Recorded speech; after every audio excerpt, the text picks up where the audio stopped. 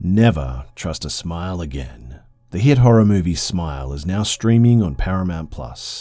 After witnessing a bizarre traumatic incident involving a patient, Dr. Rose Cotter starts experiencing frightening occurrences that she can't explain.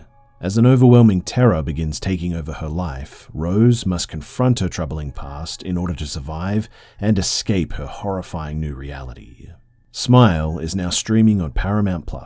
Rated R, head to ParamountPlus.com to try it free.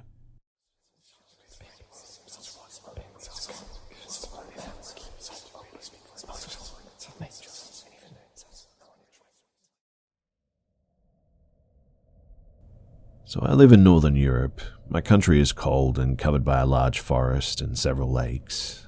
My family consists of my mother, father, and an older brother who is 3 years older than me. He's really important to this story too. It's also important to know that my parents' house is in the middle of nowhere, just forest around it pretty much. There aren't even any proper roads or streetlights. The nearest neighbor lives really far away as well. And in my country, winter comes early and lasts longer than summer, so the days are dark almost all year round. My father is a fireman and my mother is a nurse, so they've always been on night shifts. They've left me and my brother home alone since we were pretty much just toddlers, and I don't even know if it's legal to leave us alone at that age, but my brother has always been good at taking care of me, so we've always managed. Anyway, this particular evening was close to Christmas. Both of us were on winter break, but my brother still went to ice hockey practice. He was really tired that night after practice, and my father and mother had gone to work at night and left us alone, as they always did. I was 8 at the time and my brother was 11. We often slept next to each other downstairs in our parents' bed, but I decided to be a big girl that night and sleep in my own bed upstairs. I really just wanted to play my Nintendo, if I'm being honest, and I knew my brother wouldn't let me. But my brother was so tired after training and he just wanted to go to sleep, so we ate, brushed our teeth, and went to our rooms upstairs. My room faced the forest and his room faced the only dirt road. There's a hall and a toilet between our rooms. My brother must have fallen asleep right away as well, but I played and played, and I played for so long that I must have lost track of time. I was under my covers in case my brother ever came in to scold me, and it was around this time that I started to hear something outside. However, I didn't pay much attention to it at first. I've lived all my life in the middle of the forest, and you can hear really weird things out there all the time. But the small noises, they changed in a second. Someone started shouting, almost screaming. It sounded like a grown man who was wounded. I lifted my head from under the covers, startled, and listened for a moment. I called out my brother's name, but he didn't answer. I got up from my bed and ran to my brother's room. He was sleeping soundly, and I started to rock him awake. At the same time, I saw from his alarm clock that it was 2 a.m. My brother woke up confused. "Do you hear that?" I asked in a whisper. My brother's eyes widened, and all sleep vanished from his eyes quickly. He sprang up. He didn't say anything. He walked towards my room. The shouting came from somewhere in the forest. We stood together in my room and stared out into the darkness. "I think someone needs help," I said quietly, but my brother's expression didn't change. His face was like stone. No one needs the help of 2 kids. Besides, if he needed help, he would be screaming for help. But my brother turned around. He was right. I heard no words, just a screaming. My brother walked downstairs and I ran after him. Our house has 3 doors. He tried each of them to make sure that they were locked. He took our father's headlamp because it had the strongest light. Then he picked up the house phone. It was 2010, so not all the kids had their own phones at that time. He made sure all the things were off and he took my hand. He started to lead us back upstairs, but then he stopped. The shouting had changed. It no longer sounded scared or needy for help or anything. It sounded irritated, almost angry, like it was annoyed that we didn't come out looking for it. My brother squeezed my hand and pulled me upstairs. He stared at my room for a moment before he pulled me into his room with him. He closed the door and sat behind his bed, pulling me into his arms. It was dark everywhere. My brother hadn't turned on the headlamp, but he had the authorities ready on phone. Our country's emergency number is 112. We sat there in silence. The sound had come closer until it was clearly behind the window of my room. My brother stroked my head to calm me down, but it didn't help. I was terrified. The sound seemed to be coming closer and closer. It seemed to have climbed the fire escape under my window and was now traveling along the rain gutters towards my brother's window. Then it became quiet. It stopped screaming, but we could hear it clinging to the rain gutters to get closer to us, it seemed. Then it was too quiet. My brother turned on the headlamp and pointed the light towards the window. Nothing. He turned off the light and waited a moment. Then he pointed the light at the window again. Nothing. He turned it off and waited. He pointed the light at the window again and nothing. Turned it off again. And then there was a huge crash, as if a big pile of snow had dropped off the roof down to the terrace below. My brother flashed the light into the window, and there was something on it. The kind of trace that it was left when you sort of breathe too close to the glass in cold weather. There was a trace of mist on it. My brother immediately turned off the light. Whatever it was, it had fallen down because my brother's window has nothing to hold on to it. We started hearing moaning, and it sounded sort of human. I don't know, it didn't sound right. It sounded more like a bear almost. If you've ever heard the sound that a bear makes when it gets shot, then that's sort of what it sounded like. But it had a touch of a man's voice. Then the voice became angry again, and it threw a full tantrum. It started hitting the wall of the house. I squeezed my eyes shut and pressed my head against my brother's shirt. It raged for a while too, but started to whine and moan again. It no longer sounded human at all, and I can't describe what it was like, but whatever it was, it didn't sound natural, I guess you could say. My brother dropped the headlamp on the floor and hugged me tightly. We listened to the sound for quite a long time too. I don't remember at what time I fell asleep, but eventually I must have, because the next thing that I remember is waking up in the morning.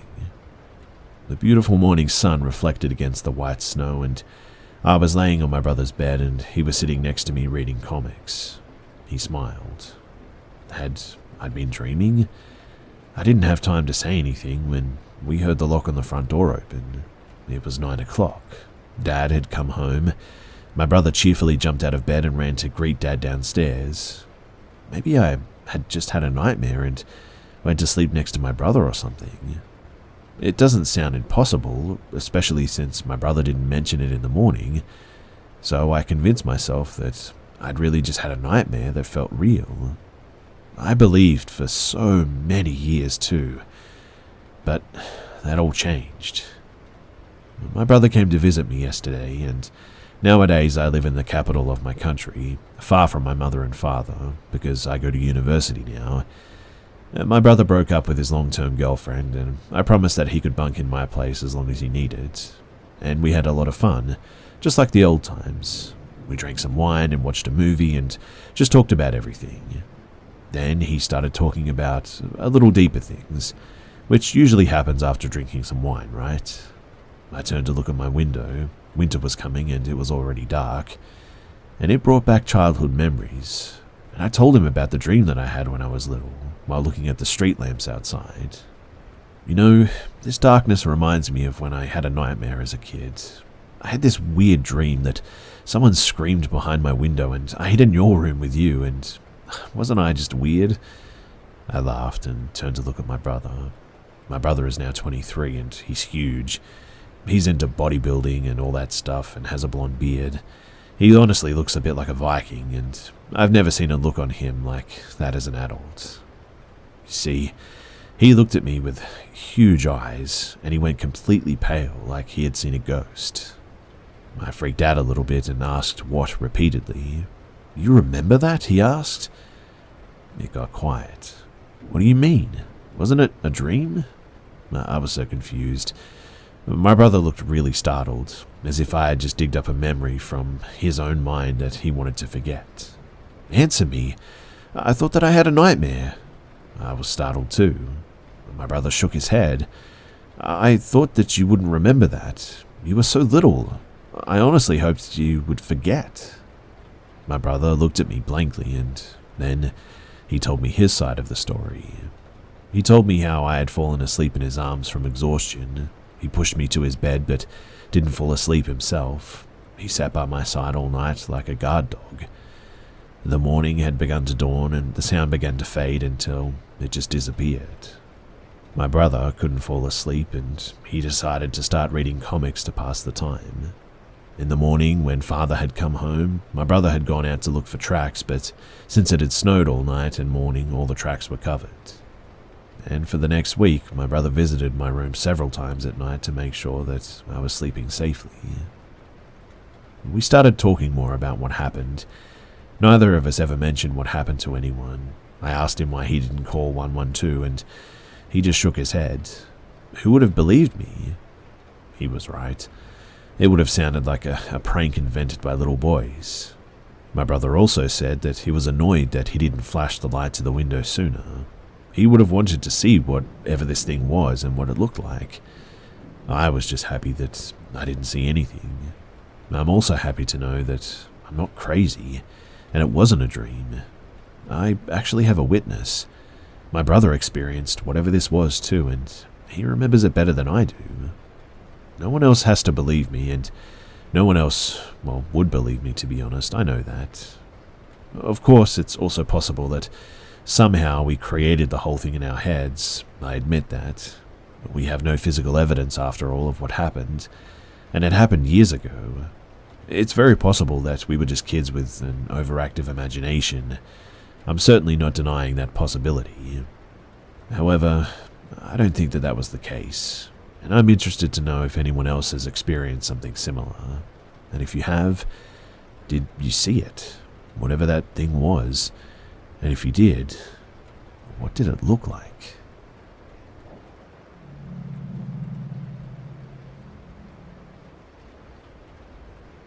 I, a 40-year-old female, went to the university at Buffalo, fresh out of high school in the early 2000s. At the time, the online world was a bit like the Wild West, which included having to do quite a bit more digging to find specific information than today's split-second Google search. As such, it was a much easier time for colleges and universities to hide or spin campus crime statistics to make themselves look better for prospective students. Case in point, I was at an orientation a month or two before my freshman year, and one of the mass presentations I had to attend was about campus safety. Bright-faced, upperclassmen orientation aides enthusiastically and verbally filleted the school, boasting about how North Campus was at the time, the safest town in the country, Amherst, New York, and that the only murder in recent history has occurred 9 years ago to an unfortunate student named Linda Yalom, who was murdered on the campus's bike path during a lone early morning run. It was a fate that we were assured could be avoided by simply not hitting the bike path alone. What they conveniently didn't reveal was that A, the killer hadn't been caught, and B, Yalom wasn't his only victim. He was a serial rapist and eventual serial killer who had already been active in the area for at least 25 years in downtown Buffalo and on the secluded bike paths of the Buffalo suburbs too. In retrospect, had this information been as readily accessible as it is now, it probably would have kept me from the most bone-chilling encounter of my life. So, fast forward 3 years. I was a very depressed 20-year-old who was struggling with her sexual identity and her parents' reaction to it in a much less accepting time than now. I'd left school and, to avoid being home, shacked up with a woman who'd promised me the world but then rejected me in favor of her ex-girlfriend on the night that I moved in, and eventually turned out to be a felon who drained vulnerable would-be love interest bank accounts, though that's a very convoluted story for another time. So clearly, I was an unhappy young adult, desperate for love and a sense of belonging, sometimes to my own detriment. Despite my roommate's many kind and hurtful gestures, I stuck with it in the naive hope that she would eventually come around and fulfill her pie-in-the-sky promises to me. On a particular July night, that hope just fell flat. I was at Roxy's Green Room, a now defunct lesbian bar and club that many wayward Buffalo lesbians, myself included, flock to at night to feel a much-needed sense of community and to hopefully land a special someone. Since the latter just wasn't happening for me, and since I didn't yet know what kind of person she really was, I was still stuck on my roommate. She liked to dangle emotional carrots overhead out of some sick joy that she got from making me hurt, but also hang on to hope, and after a promise to hit Roxy's alone with me and talk about us, she showed up with her ex turned current and shut me out. I was wounded and upset enough to leave at around 1 in the morning, well before the 4 a.m. last call that I was still young and spry enough to stomach, and without a ride home like my usually wiser self would have secured, I left. While my apartment on Delaware was walking distance from Rocky's, it was a good half an hour walk, and being as emotionally charged as I was, I angrily hoofed it down the Main Street sidewalk, still managing to follow the pedestrian rule of walking against the traffic, despite stupidly ignoring a rule that I knew well from years of watching forensic shows. If you're a woman, never leave a bar at night alone, especially if you're walking. I got exactly halfway home when a dark green sedan started driving toward me. I didn't think much of it until the car slowed down near me as I walked. A lone, middle-aged man was in the car with a skin tone that I originally associated with a guy being Italian, but in retrospect, he could have easily been Puerto Rican. He had dark hair and, most importantly, almost impossibly dark eyes that seemed to hold no light of good intentions. Now, I was used to guys being pigs at times. I'd been catcalled by downtown construction workers when an ex-girlfriend and I shared a kiss, and I had endured all matter of wholly unwanted graphic and ham-fisted advances from dudes at school. And although I'd never take the stance that I was asking for it or anything, I was young and thin, so I was dressed in a tight, red crop top with a flare-legged black spandex pants. The get-up was meant to turn women's heads, so I wasn't exactly surprised that I caught the attention of the wrong sex. I paid it little mind past mild irritation that a guy old enough to be my dad would look at me like that as the guy drove off and turned at the next intersection behind me. My walk resumed. I put the guy out of my mind and I continued my trek. But that peace, it didn't last. About 2 or 3 minutes later, I see a similar green car coming up on me again. This time, the guy's window was down a bit and he shouted, "Hey," in a sort of beckoning manner, and gestured in a way that made me wonder if he thought that I was a lady of the night or something. Now, that incensed me. Despite my recent struggles with my identity and the resulting entropy in my life, I was always a good kid. I flashed him a quick annoyed look to inform him that despite the mildly revealing clothing, he was barking up the wrong tree for several reasons, and then I ignored him, focusing forward. He sped off again, and then he turned again. At that point, it was clear that the dude was casing me like a cat burglar cases a house. It was before the time of Uber or even widespread use of cell phones, and with no cabs passing by, I had little hope of getting one. Public transit existed, but it was both sparse and not running nearby. The stretches of Main between intersections were long, and I'd probably be spotted on them anyway since the guy was circling. Being 15 minutes away from Roxy's and my home, there was also no way that I could get anywhere near either place before the green car came back around again. So I quickly thumbed through my mental Rolodex of true crime show-inspired safety tips that should have kept me out of this situation in the first place. Like tip 1, get to an open business, inform the clerk, have him or her call the police and stay put. Then the guy would either give up or get caught. I was coming up on the convenience store where on the opposite side of the street, where I'd bought a pack of cigarettes earlier in the night, but as I got closer, the desolate blackness through the windows told me that it was closed. I looked around for something else, another bar, a gas station, anything, but the street was flanked by shuttered brick buildings and a locked-up church. Then came the headlights and green again. Again, the guy slowed down as he approached me, but his demeanor had shifted again. He put his palm out impatiently as if he couldn't understand my lack of complicity. "Come on," the guy yelled through his now open window, his face an equal picture of aggression, intimidation, and frustration. I kept out of arm's reach on the sidewalk and once again ignored him, but this time I was properly shaken. He angrily punched the gas and was off on his familiar circuit back around to me again. Now I knew that I was in trouble. The guy's behavior was escalating, and I was genuinely scared that his next move would be to grab me off the sidewalk and pull me into his car. From there, God only knew what sort of depravity I was in for. I scrambled through my memory for another safety tip, and I remembered that making myself both impossible to ignore and obviously in distress could get me some much-needed attention from an outside party. So I ran into the middle of Main Street and started frantically waving my hands and shouting at every car that was coming my way. The first car drove by. The second car drove by. The terror in me was now palpable. I knew the stories of city dwellers who were left to their horrible fates at the hands of monsters by jaded throngs of people who heard the attacks perpetrated on them and their cries for help but did nothing out of both an assumption that someone else would step up and reluctance to get involved. And I wondered, would I be the next victim of the bystander effect, snatched away to an early end because of big city indifference?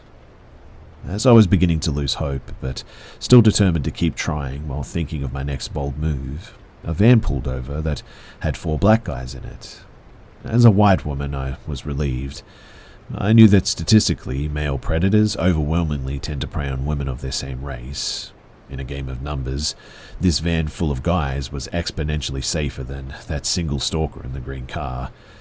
So I opted to take the gamble. I frantically told them about the man in the green car who kept circling around the block and following me, and begged for a ride home. The driver asked if I had any money in exchange for the favor. I didn't. Then he asked if I had any cigarettes. I may be one of the only people you'll ever meet who actually had her life saved by smokes too, but though I had never been a smoker before, I briefly picked up the filthy habit because New York state bars still allowed smoking, and it was a weird part of Buffalo lesbian bar culture that I emulated to fit in. Yet another way that I was, as are many, kind of an idiot in my early 20s. But yes, I answered urgently. I just bought a pack and you can have the whole thing if you get me home. Adamantly, I was initially a little miffed that the driver wanted something from me in exchange for not letting me get abducted off the street, as well as the implication that he may not have helped me if I had nothing. Still, I had the Marlboros, and he had a vehicle, and the stars had hopefully aligned. Regardless of how it went down, I had help if he let me in, and the details didn't matter. After a second or two of thought, which seemed like an eternity to me, the driver agreed, and one of the 2 dudes in the back opened the side door for me and got out so that I could slide into the seat behind the driver. As the door to my safe carriage full of impromptu nights shut and I got buckled in, I looked out of my window just in time to see the green car creeping past the van and proving to my saviors that I was telling a very disturbing true story. And until my dying day, I will never forget that man's eyes. Feeling safe surrounded by a closed van full of young, tough-looking rescuers, I looked at this guy dead in the eyes.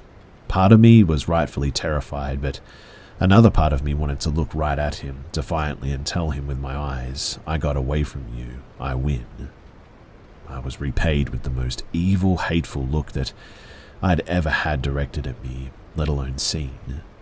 His eyes were black like a cat's eyes get when it sees a bug in the house and its hunting insects causes its pupils to blow to allow more light in.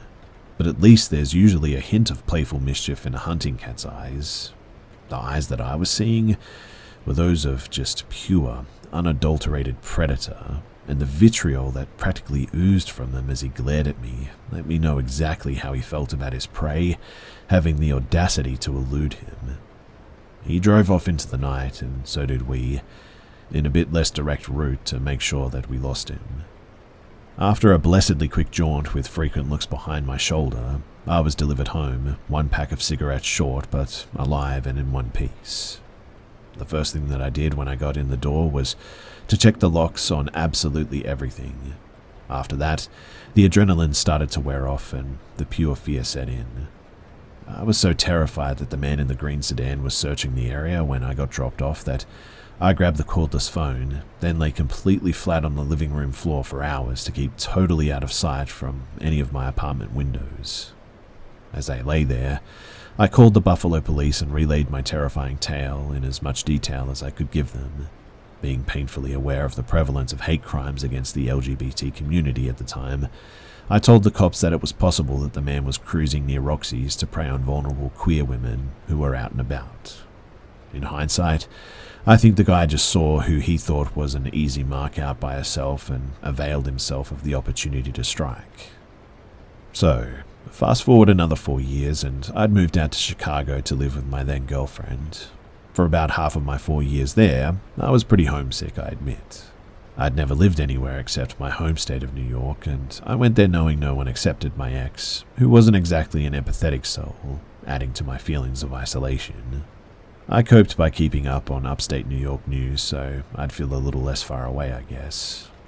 But on a chilly mid-January morning in 2007, I was at our computer looking up headlines from my home state when one from the WBFO popped up that immediately snared my attention. Bike path rapist is arrested. By then, I knew the moniker well. The internet had since aged into a beautifully organized repository of sometimes knowledge, and despite the lack of transparency from my alma mater, I became familiar with the Buffalo area mystery man and his active status throughout my time in Buffalo. And now, I had a name for the spectre responsible for that bit of eeriness that was always in the back of my mind when I was a student. The bike path rapist was revealed as Artemio Sanchez, a middle-aged native of Puerto Rico who coached his son's sports teams and was affectionately referred to as Uncle Al in his neighborhood. As with many other killers, his disguises were his community involvement and just being ordinary. The man was estimated to have been responsible for 9 to 15 rapes around the Buffalo area since 1975 and had confessed to 3 murders: the Yarlem murder in 1991, a second in 1992, and a third which had occurred only 3.5 months prior to this capture. And I don't know if you've ever felt your heart somehow get wedged up into your voice box and get dropped into the depths of your stomach simultaneously, but believe me when I say that it's possible given the right catalyst. For me, that catalyst was the printed proof that the man was active while I lived in Buffalo and frequented Roxy's. More so, I knew that serial killers rarely take breaks as lengthy as the one between his 1992 and 2006 killings. He had to have at least been attempting to satiate his evil impulses for those 14 years. And that realization gave me a very, very bad feeling that I'd crossed paths with someone much more dangerous than I'd realized. The news article had no picture of Sanchez, but this sickening feeling in me prodded me to find one, and it was almost as if I knew what I would see before I even looked at him. I Yahoo searched his name because that was still a respectful means of finding things on the internet in 2007, and I was horrified, though not surprised, to see those same black, soulless, predatory eyes that I looked into 4 times on that summer night in Buffalo in 2003. The timeline fit. My profile as a victim fit. In fact, the fact that he had mistaken me for a downtown prostitute, and barring all else, I knew those eyes. I had a potentially deadly close encounter with Artemio Sanchez, the bike path rapist, aka the bike path killer. My lack of sense put me in his orbit, and a van of angels pulled me out of it. I know who I saw, and as God is my witness, I will never be convinced otherwise. Though many of his rapes fell victims to statutes of limitation, he pled guilty to the 3 murders and was sentenced to 75 years to life in prison. In essence, the guy won't be exposed to the outside again unless he's the one in a body bag.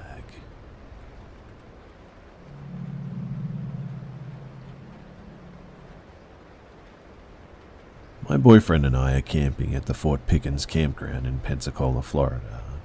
Last night was a full moon, and around 9:30 or 10 at night, we went for a walk down to the beach with our husky to look at the ocean and check out the moonlight. But we sat there for maybe an hour and just talked about life in general. But towards the end of the conversation, we started talking about how the ocean can play tricks on you, and how strange the energy can be sometimes.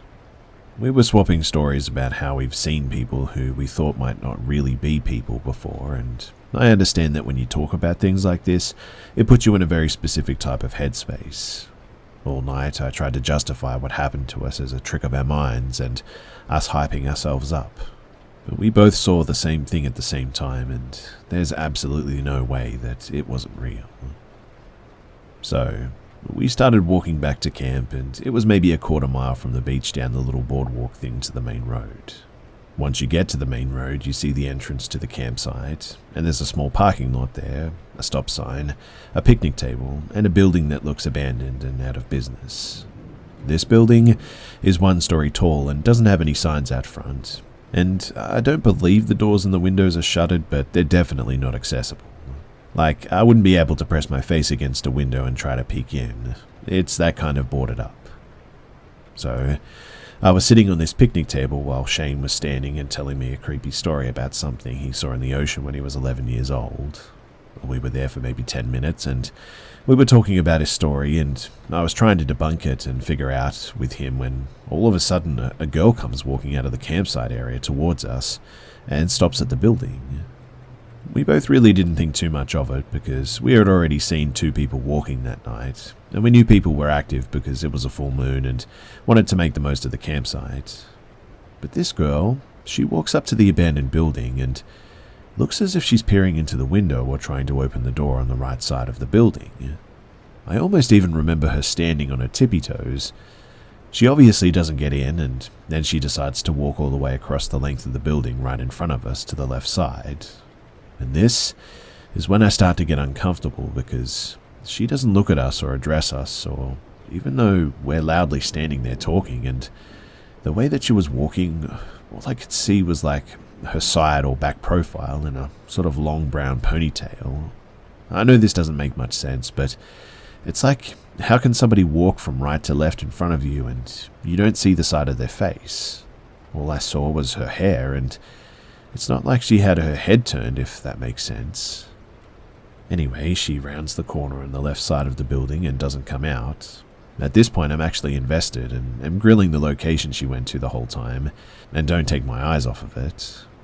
I don't really know how to explain this, but it didn't seem like she walked back behind the building. It seemed like she was right there and was waiting for us to do or say something. There's a little edge on the side of the building that looked maybe, 3 or 4 inches wide, kind of like a gutter hanging off, I guess. And I swear on my life that it's like she went behind this little 4-inch ledge and flipped herself sideways and was frozen and just watching us. Shane has his spotlight for hunting that he uses as a flashlight, and he shined it on the little edge area of the building that she went behind.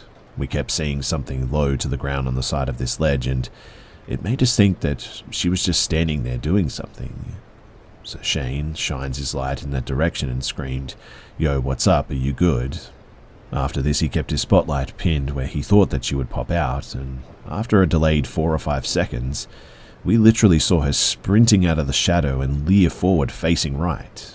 She had her back haunched over, so she wasn't standing as tall as she normally would, and I cannot explain how scary it was to be sitting there watching this whole thing take place. And once we shine the flashlight, we have this person's face pop out from the side of the building. It legit would have been less scary if she never came out and we circled the whole building and nobody was there. Her movement was incredibly unnatural, and it was as if no human being would respond with her body language that way after having a flashlight shining on them. It's like she couldn't figure out what to do, and she showed herself only because we made her. It was almost as if she was scared of getting caught for doing something wrong. Not scared of us, I guess you could say. But the way she popped out, her face turned towards us, and she had her arms kind of sprawled out, almost like a praying mantis arms or something, and I know that this sounds ridiculous, but there's literally no other way to explain this. But neither one of us saw a face on this woman. It was just smooth skin, or sort of clay-colored, rounded, and with no eyes or facial expression. I want to say that I personally almost saw divots or pits where the eyes should have been, but there was nothing substantial there. We were still trying to figure out this encounter, so we weren't super quick to get scared at this point. We thought it was just our minds playing tricks on us or something. But this is where the story starts to differentiate a little bit, so bear with me.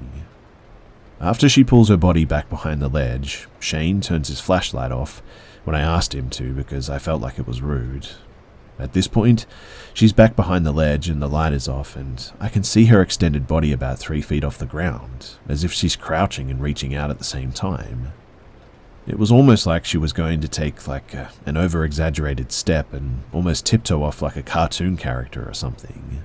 She leaned forward 1 step to the right and then pulls herself back behind the ledge and stands up straight and starts walking back to the right side of the building in front of us. Shane has his flashlight on her the whole time now, and she just says, "Oh, I just wanted to change without having to go all the way back." But it's like, all the way back where? She literally just came from the campground. She could have changed there if she was heading to the beach or something. Was she going to swim at 10:30 at night? It just didn't make sense why she needed to change in that specific spot of all places. The strange part, though, is that I specifically heard her talk about changing, and Shane heard her say something about just having to pee. I'm not sure if one or both of us just misheard her, or if Shane just assumed that that's what she was doing, because that's what I thought at first too.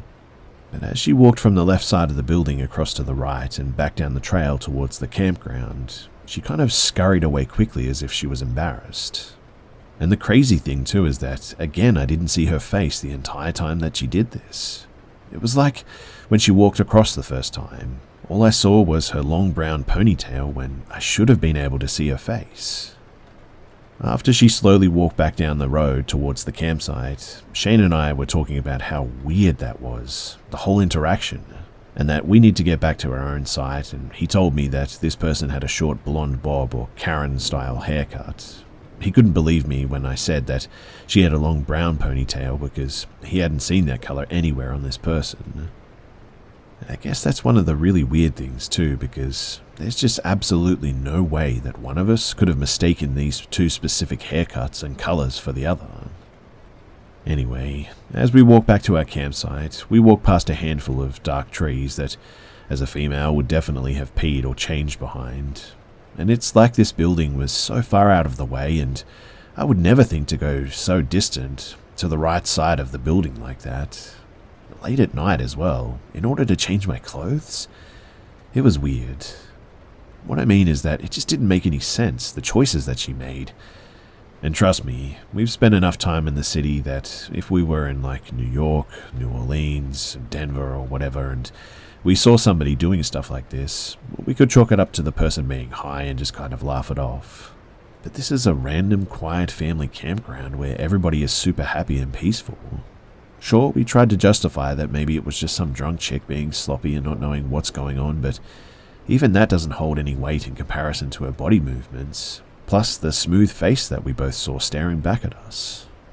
Nothing about this person's body movements were natural, not when she came slinking up, not when she didn't notice us sitting there, not when she looked in the window, not when she walked across the building, not when she dipped behind the ledge, not when she peered out, not when she crouched down, not when she replied to us, and definitely not when she scurried off.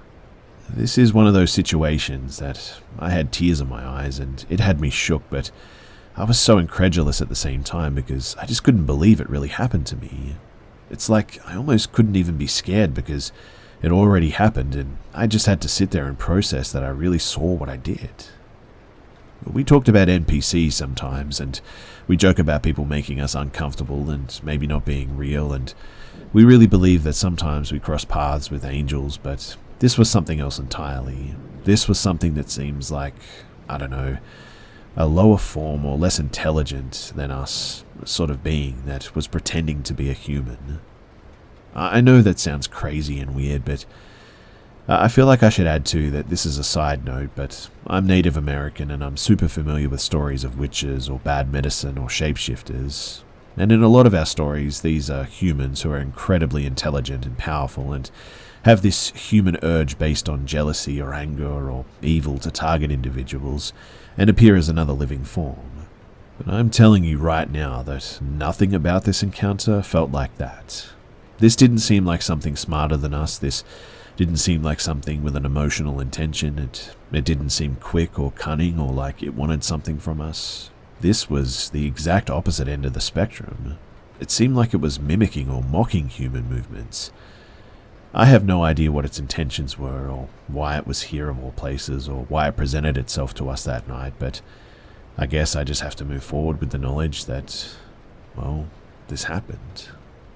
Also, I should probably mention that we aren't too sure how much this plays into it either, but we're coming from New Orleans and we're having really strange experiences there. Not like with people per se, but it felt as if sometimes the streets would shift or change. It was weird, and certain places would make us feel uncomfortable or cause our emotions to be super intense. There was a graveyard and a church we ended up sleeping next to, and that gave us constant nightmares and made us feel like we couldn't fall asleep and as if something was looking in our windows all night. In fact, I heard a voice in the same spot one night that foreshadowed our cat getting killed. We heard weird animalistic roars coupled with sort of a metallic banging and clanging while we were falling asleep. The wind was blowing our curtains violently around on the right side of our bus, while the left side curtains were completely untouched, while our blind husky, who usually sleeps all through the night, was sitting up with her ears perked up, staring at the window. It was all just getting too much to bear, and we felt like the city was trying to take something from us. So we got out of there to go on vacation to this campsite on the beach, and we aren't sure if we brought something along with us or not. We're trying to piece it all together, as you can obviously tell.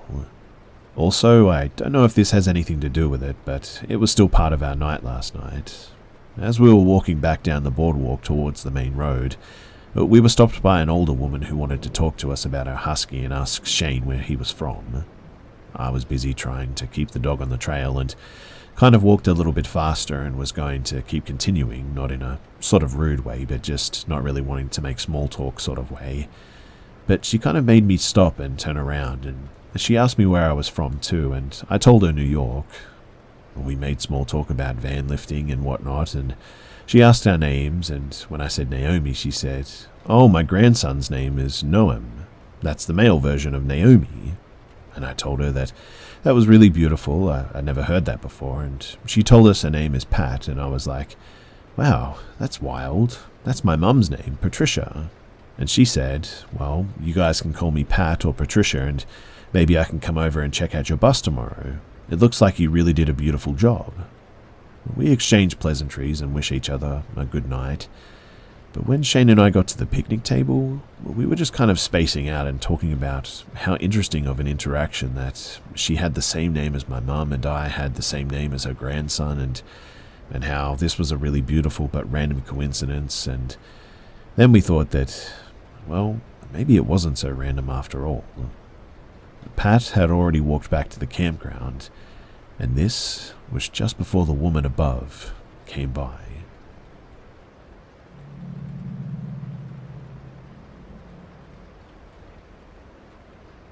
I've been staying at my aunt's house for a week or so while they're on retreat with each other, and all was well for the first 6 days, and then I find that the back gate is wide open.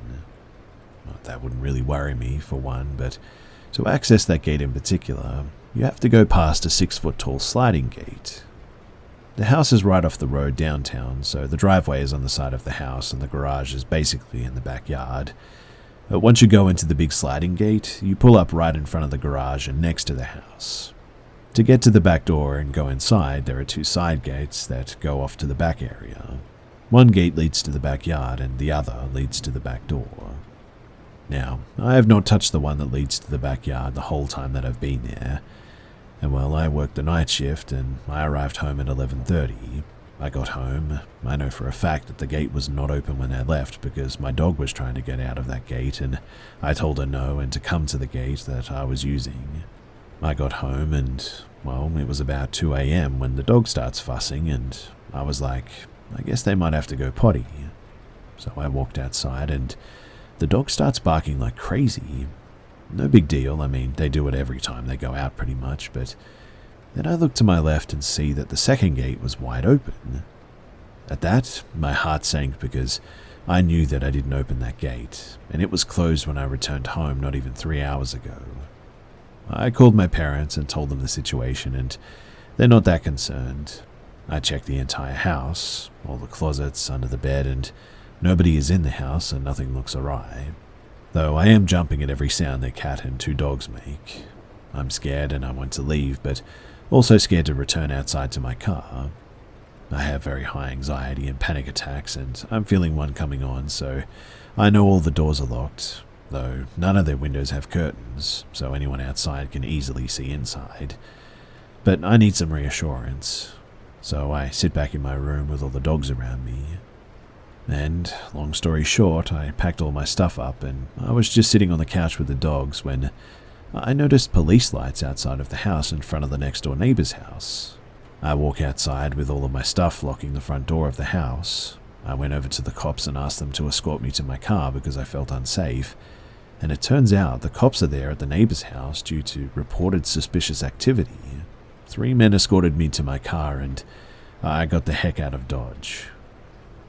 My gut was telling me that something wasn't right that night, and obviously something was not right because cops were at the next door neighbor's house. I'm now safe, and I got off the phone with my brother, and I'm almost home, but something was going on there that night, and I just felt like I was being watched.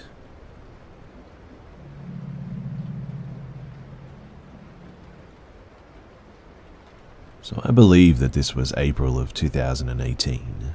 I had gone to Colorado for a concert and was just driving around checking everything out before and after.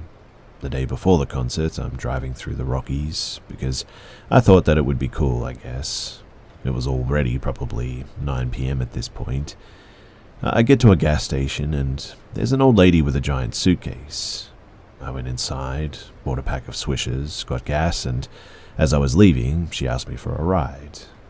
Being young and stupid, I said, "Sure, hop in, ma'am." Then she had me get her giant suitcase in my back seat, and we were off. The ride started off pretty normal at first, just talked about life, really. She did most of the talking, mostly about her kids and family.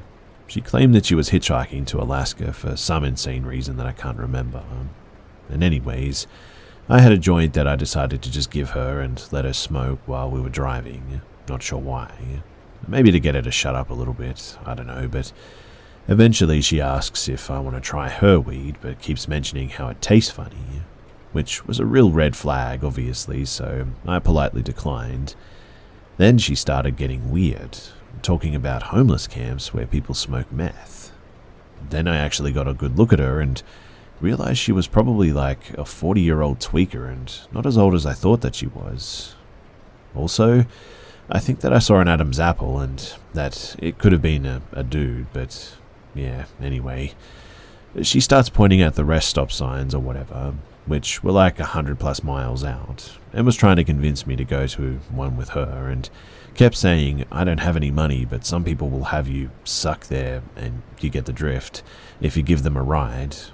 And at this point, I'm actually driving like a maniac in the middle of a pretty bad snowstorm at the time, in hopes that I'm more visible and noticeable to people if anything were to happen. I was honestly pretty terrified and really regretted picking her up, so I politely refused all of her sexual and drug-related advances, and finally we get to a town on the opposite side of the Rockies from Denver. I pull up to a gas station and say, "Okay, I gotta go to Denver and get some sleep. I'm dropping you off here." And all she said was, "You're a very smart young man." And I helped her unload the suitcase and left, thanking God that I was still breathing. If any of my actions are questioned, this was at a time in my life when I was particularly lost and not in a good mental state at all. I definitely shouldn't have been roaming Colorado by myself. Smaller guy, no weapon aside from a knife. To be honest, I'm incredibly lucky, and I do know that.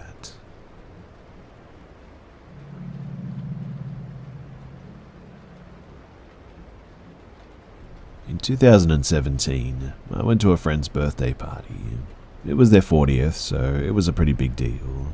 I had recently lost my job and I was struggling with my mental health, but I had a very supportive husband and a good family life. And it was a private party, so what could go wrong, right? My husband was supposed to go with me, but our childcare arrangements fell through at the last moment. I didn't want to go without my husband, but he felt that I needed a night out with some friends, and the birthday girl kept asking if I was coming, so in the end I went. It was a private party, like I said, and everyone there had been invited by the birthday girl. There was a half a dozen people I knew really well, Everyone else was a stranger, but I assumed that the birthday girl had good judgment and everyone present was okay. We were all having a great time, laughing and dancing, and at one point I stepped outside to cool down and smoke a cigarette. A fellow partygoer, a male, joined me. We talked about the birthday girl, how we knew her, and we talked about football, and it turned out that we were from the same city, even supported the same team. We returned to the party, and he asked if I wanted a drink. I said no, and I raised my glass to show him that I already had one. I then put my drink down and went to dance with the birthday girl. When I returned from the dance floor, I took a big gulp from my drink, and after that, it gets all hazy. The rest of this story is pieced together from various sources and photos. There's a photo of the male party guest, and me with the venue's door staff. I'm sort of smiling at the camera with my arm around the security man and this guy next to me, kissing my cheek. I really don't remember this. There's a photo of me and this guy. I'm leaning against him with my eyes closed. I don't remember this. And I woke up the next morning at home on the sofa. My husband was initially furious about the state that I came home in, but he didn't know how bad it could have been. You see, apparently several friends saw this guy trying to guide me into a waiting car and stopped him. When they challenged him, he said that I had agreed to leave with him, but I was incoherent at this point. I have no recollection of this, by the way. A female friend, Anne, took me home. And while I don't remember this, I know that my friend saved me from something horrible that night. Once my husband knew what happened, he was very quick to be supportive and concerned. Anne told my husband about how quickly my behavior had changed and how quickly I had become uncoordinated and incoherent. This all took place like 5 years ago. I saw the birthday girl recently, and she told me that this guy is currently in prison for assaulting his girlfriend in 2020. Please remember, guys, always be careful with your drink when you're out. Never leave it unattended. Watch out for your friends and make sure that they're watching out for you too.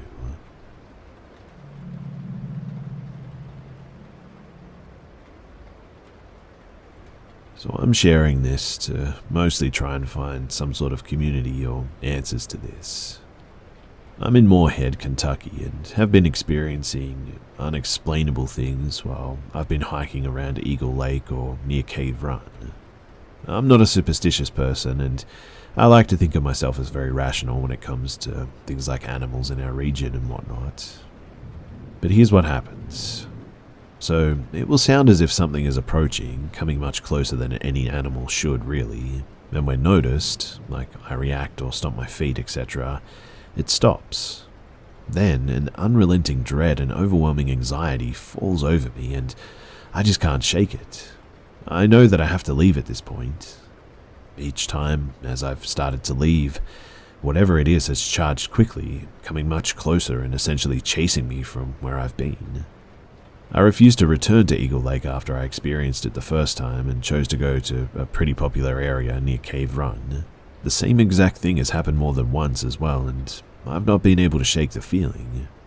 I've definitely been the only one in the area too in both occasions, and there have been no animals near, definitely not ones large enough to make the sounds that I've heard.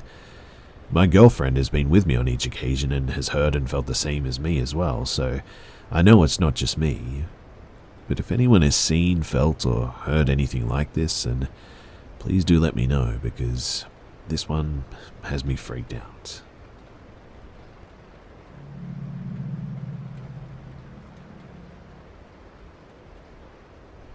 So before I begin, this encounter happened about 10 years ago. I was 22 years old, and I'm well aware that this was a very poor judgment call on my part.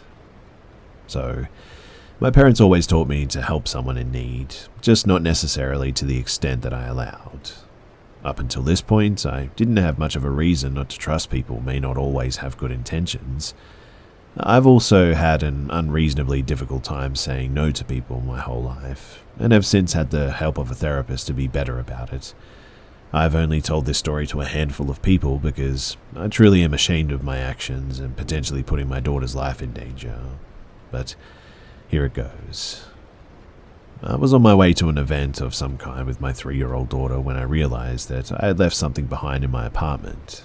I was close enough to home that I decided to turn around and head home. As I was pulling into the parking lot of my apartment complex, a woman was walking kind of in the middle of the driving area and began waving me down. I pulled up next to the woman and rolled down my window, about a third of the way. She gave me this story of how she works at the nearby nursing home and she had run out of gas on her way to the gas station and was asking for directions to the gas station. I didn't think much of the fact that she was roaming around in my apartment complex because it was pretty common for people to cut through it, as it sat between two main roads and it avoids traffic lights. So I gave her directions for a 5-minute walk to the gas station, but she mentioned that she was pregnant and she wasn't feeling well. I tried telling her that I was in a hurry and assured her that it was a very quick walk, but she practically begged me.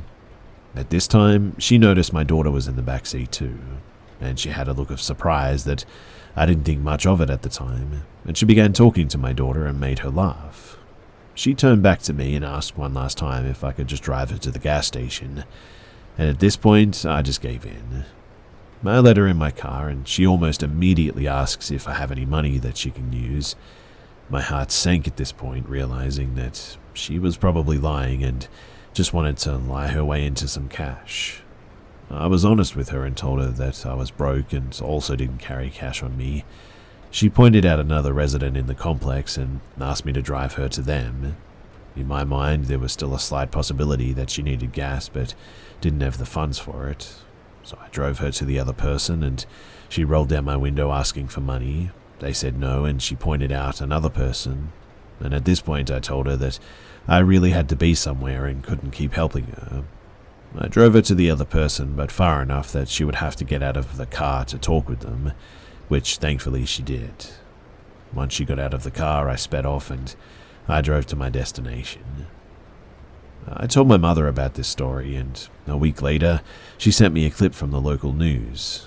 The news mentioned a woman would approach people asking for a simple favor, which led to her asking them for money, and if these people said no, she apparently pulled out a syringe or a needle of some kind and would threaten to stab them with it, and did end up stabbing them on one occasion.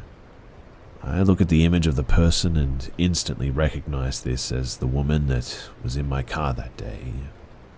I know these types of people don't have much of a conscience, but I truly believe that the fact that my daughter was in the car that day is what kept that woman from stabbing me with who knows what was on or in that needle.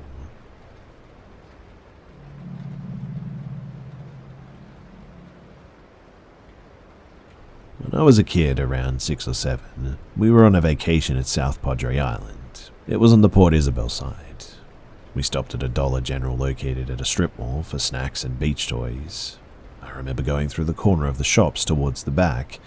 It was only maybe a few seconds, 30 seconds to a minute tops. Just sort of wandered off while my family loaded up bags of snacks and drinks.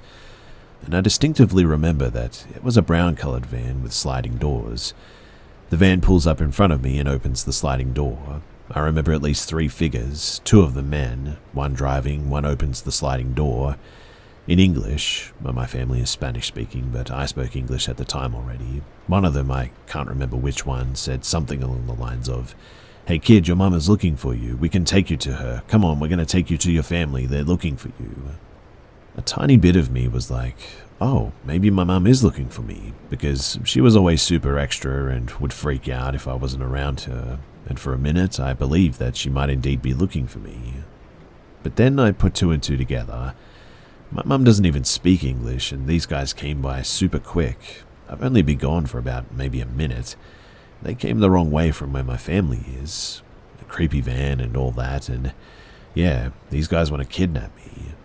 So I turned and I quickly ran back to my family, and after that I never saw the brown van again. And I know it sounds weird, but I never spoke a word about this up until, well, this moment. If there is a lesson in this, I guess it's to keep your loved ones close, especially if they're young. Always keep them around you, and this all took place in maybe a window of 1 minute, so it can happen quickly. Be careful out there.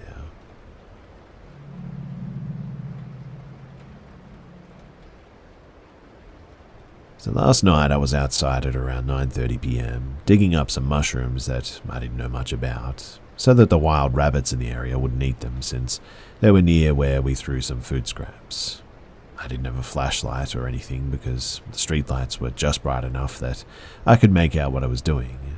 I looked up because I heard a noise, and right now I don't even remember what the noise was, but all I know is that my eyes made out what looked like a really terrible Flipnote studio animation of a stick figure with no head. It just went up in a straight line and ended, and it was booking it across my street. It looked like, height-wise, it was exactly half of the height of the closest street lamp, which was mounted to a standard electric pole. And you know when you're staring at a bright light source for a while, and then when you look away or blink, you sort of see the outline of that kind of light, or imprinted on your eyes or whatever it is for a bit. Like, whatever shape the light was is dark, and then it has a sort of fuzzy grey haze around it. Well, this is exactly what this stupid stick thing looked like. Dark with the hazy grey outline, except it was moving. It was over so fast, and I even blinked a few times to try and see it again because I genuinely thought that it was just that effect in my eyes, but I hadn't been using any flashlights, and the streetlight has a round cloudy cover around the bulb, so I couldn't have seen the light bulb itself in any way. I'm still not incredibly sure that this wasn't my eyes playing tricks on me. In fact, I'm really only like maybe 60% sure that it was real, but I was sharing this because I want to see if anybody else has seen something similar. At least in the moment, it was really scary to me, and I was completely convinced that I'd seen it, that I literally started crying back inside. I'm possibly being overdramatic, I know. I just have no explanation for what this was, and to be honest, I really do think that I saw something that night.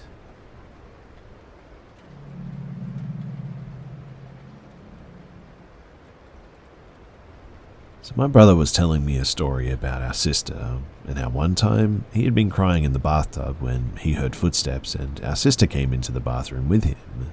She walked in with her head down and then put both hands on the bathroom vanity and just looked into the mirror and asked him why he was crying, never looking at him and just staring into the mirror. He climbed out of the bathtub and he went into his room, and he never really thought about it again. Until he went to lunch with my sister, and he asked her if she remembered that day and explained why he was in the bathtub crying. After he finished the story, my sister was extremely puzzled and said that she doesn't remember it at all. He was about 6 years old at the time, which made my sister at the time 12, so for him to remember it so clearly and her not to remember it was really weird to him, and after he shared the story with me, it brought up a weird memory with her as well. In the same house that this happened to him, there had always been weird things about it. Things being moved in front of me and weird feelings really, but this almost shared experience took the cake. So, I lived in the back room of the upstairs in our house, and along with the hallway were 3 other bedrooms, but the room in the front of our stairway was my 2 younger sisters' bedroom. I was painting in my room because the upstairs was finally quiet with everybody else playing outside when all of a sudden I hear someone running up the stairs, so I went to see who it was. When I opened the door and saw my older sister run into our younger sister's bedroom, but she was wearing my favorite shirt. I immediately got upset and went into the room to yell at her, but as soon as I yelled her name, nobody was there. I called her name again and told her that it wasn't funny and I wanted to take off my shirt. I looked under the beds, the closet, I ripped off the covers, but still, nobody was there. Feeling uneasy, I went downstairs to see everyone, and my mum was the only one in the kitchen, and I asked her where my older sister was, only to find out that she was down the street at my friend's house and had been gone for the last few hours. When my brother and I shared these stories, we were both immediately creeped out by the fact that we had both seen the same sister in completely different situations, but she was actually not there at all.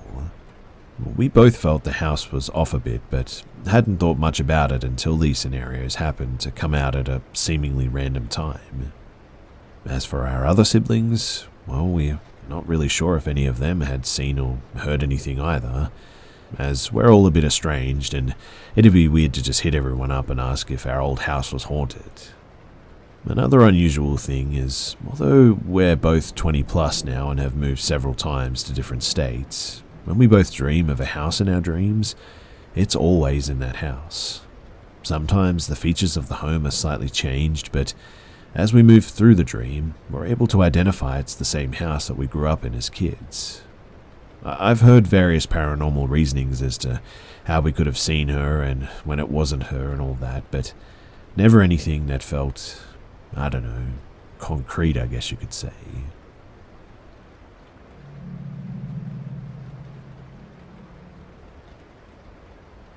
For a bit of context, I work at a gas station in the backwoods of Tennessee, and that's where this happened. Last night, when I clocked in at the store, it was 8 o'clock, it was completely dead. I figured that it was going to be a pretty easy night because the road this station is on is not the main road.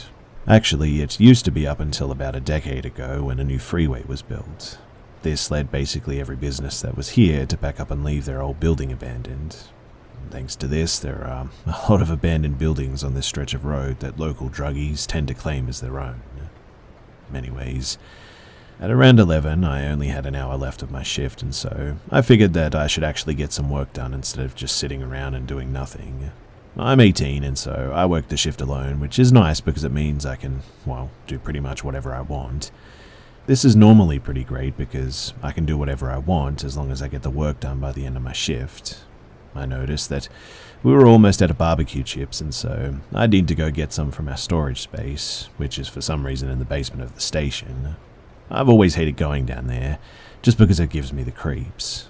Why the owner decided to store everything down there is beyond my comprehension, but anyway, I got about halfway down the steps before something fell on the other side of the room, and it sounded like footsteps were coming my way. I sprinted up the stairs and locked the door to the basement, panicking like a madman the entire time. When I got back upstairs, I went behind the counter to the store computer so that I could check the security cameras. I flicked over to the one that looks into the basement, and there was this guy, just standing there smiling up at the camera. He had a look I can only describe as absolute insanity in his eyes, but he didn't look like the average junkie in the area. He was actually clean-shaven and dressed in what looked like to be jeans and a button-up of some kind. Honestly, if he had walked into the store, I wouldn't have batted an eye, but because he was down there and because he was just looking at the camera and smiling, it shook me to the core. I called the store owner, and at first he was pretty mad that I called him in the middle of the night, but once he heard how freaked out I was, his tone changed. He told me that he'd be there in 15 minutes, and to just lock the main door to the store and make sure the man didn't go anywhere. I asked if I should call the police, but for some reason he didn't want me to do that just yet. So I locked the entrance to the gas station and went back to looking at the man. He was still there, just smiling. About 3 or so minutes of him staring at me later, and finally he walked away from the camera, out of view. My boss showed up soon after, armed with a shotgun, and when I let him in, he immediately went to the basement. I went with him just because I felt safe with him being there, like another person is there and all, but we didn't find anything. My boss at first chalked this up to me being tired and hallucinating the man, but I knew what I saw. It scared me a lot, and, first off I'd like to say that my shift yesterday went pretty normal, and I have the night off tonight, which is always great. I'm mainly sharing this because, there are some questions, obviously, that a lot of people might have. First, I'll say that the owner, aka my boss, isn't exactly a model citizen. I don't think he's hiding anything illegal in the basement, but then again, I've also never really went looking for anything, so who knows. My boss is also a bit of an idiot when it comes to phones, which is why he didn't get the picture or video of the monitor. His rule is that your phone has to stay in a small drawer behind the counter for your full shift. The first time you're caught with it out, you get a warning, and the second time you get fired. I've already been caught with it once, and I really don't like being unemployed, so there were no pictures on my phone. But eventually my boss did end up looking at the footage, and the guy was there and he saw him. He agreed with me that it was creepy and also apologized for saying that I just hallucinated it. He still doesn't want to call the cops for some reason, but he did say that if it happened again, he would get the police involved. He went back and looked at everything that was captured until that point, and there just were no signs of anyone going down there.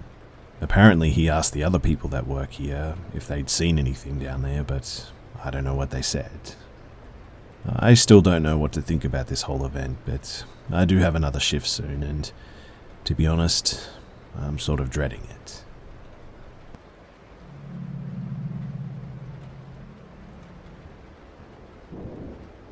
I used to work at an office where there were mostly guys. A lot of times, guys misinterpreted me being friendly with something else. Therefore, I tend to not even be friendly, especially with newcomers. I really didn't engage in office chat or gossip with anyone. That week, there was a new employee though. He wasn't on my team, so I didn't even notice until 3 days later when he approached me to introduce himself and tried to talk to me all day, even when our spots were very far apart, and I told him a few times that I was pretty busy. I assumed that we had different lunch times since I hadn't seen him during my lunch before, so I thought that it was odd that he was having lunch at the same time as me the next day. I found myself with him alone at one point, so I started to pick up my things and leave. When out of nowhere he said, "I know girls like you play hard to get, but I really think you're beautiful, so how about we get a hotel room after work tomorrow? My girlfriend is going to dinner, so I'm free. We wouldn't do anything you don't want to, of course. We would just hang out." At first I thought it was a joke. It really did sound like a joke, to be honest. I didn't laugh, but asked him what the heck and if he was serious, and he said, "Yeah. Why do you think I would ever be interested in you? The fact that you just mentioned a girlfriend surprised me. How is she even attracted to you?" He was an attractive man, actually, so I wasn't insulting his looks, but there was some smugness or attitude about him that was really ugly. He got really serious, though, stood up, walked away not saying anything. His schedule ended an hour before mine, and as soon as he left, other co-workers approached me worried, telling me that he'd been saying some disturbing things like he knew people who could stab me, or how he could convince his girlfriend to do it if he told her the right things. I should be taught a lesson for being so disrespectful. I honestly freaked out and went straight to HR, and they told me that he would be spoken to. The thing that he kept repeating over and over to everyone who heard him, though, was how disrespectful I'd been. When confronted by HR the next day, he quit on the spot.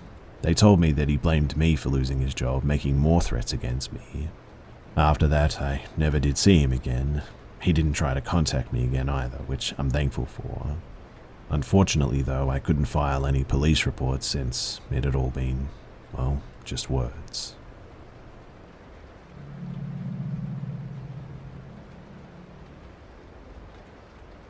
So this happened about 5 months back when I worked at this local fast food place. I shared my car with my boyfriend, and we were both working this one night. I got off at 10 p.m, and he got off at 11 p.m, so he had the car. I didn't mind waiting on him, as I'd done it many times before this. When it hit 10, I sat outside of my workplace's front door on the sidewalk. I had an hour to kill, so I talked on the phone with my aunt while I waited. I'd been sitting there for probably about 45 minutes, so it was almost time for my boyfriend to be getting off work and pick me up. I'm always very aware of my surroundings, no matter where I am or what I'm doing. When I heard a car pull into the parking lot from the back entrance, it went around the whole building and then stopped right in front of me. It was a brown minivan with those sliding doors, and it had extremely tinted windows. I mean, I don't know how to measure the window tints, but that had to be the darkest tint that you could get them at. Anyways, this man rolled down his driver's window and held out a piece of paper to me. He was about 10 or 15 feet away, as I was still sitting on the curb on the phone, still with my aunt. He started saying, "Come here and read this," over and over again. He had a thick accent, plus I was very confused, so I asked, "Do you need me to get my manager? I'm not sure what you need." His response was, "No, no, no," over and over again, and then, "You come here," very demandingly. I looked at the sliding van door, and I could see, though, that it was partially open, like sort of cracked open. I couldn't tell if anyone else was in the car because of the tinted windows, so my response was, "I'll go get my manager for you." We always lock the front door because our lobby is closed at night, so I started knocking fastly on the door while not keeping my eye off the man in the van. Finally, my manager came up to the door, and right when she was opening it, the driver saw her and spun his wheels and sped off, not stopping at the end of the parking lot or stop signs. I waited until the next day to call the cops because I was shaken up about it and didn't know how to explain or react initially. It seemed so obvious what he was trying to do, and my manager pointed out that he probably thought that I was younger since my stature is kind of small and short. I'm just glad to have had the common sense to maintain distance and am always aware of my surroundings. I encourage everyone else to do the same because this night could have gone a lot worse.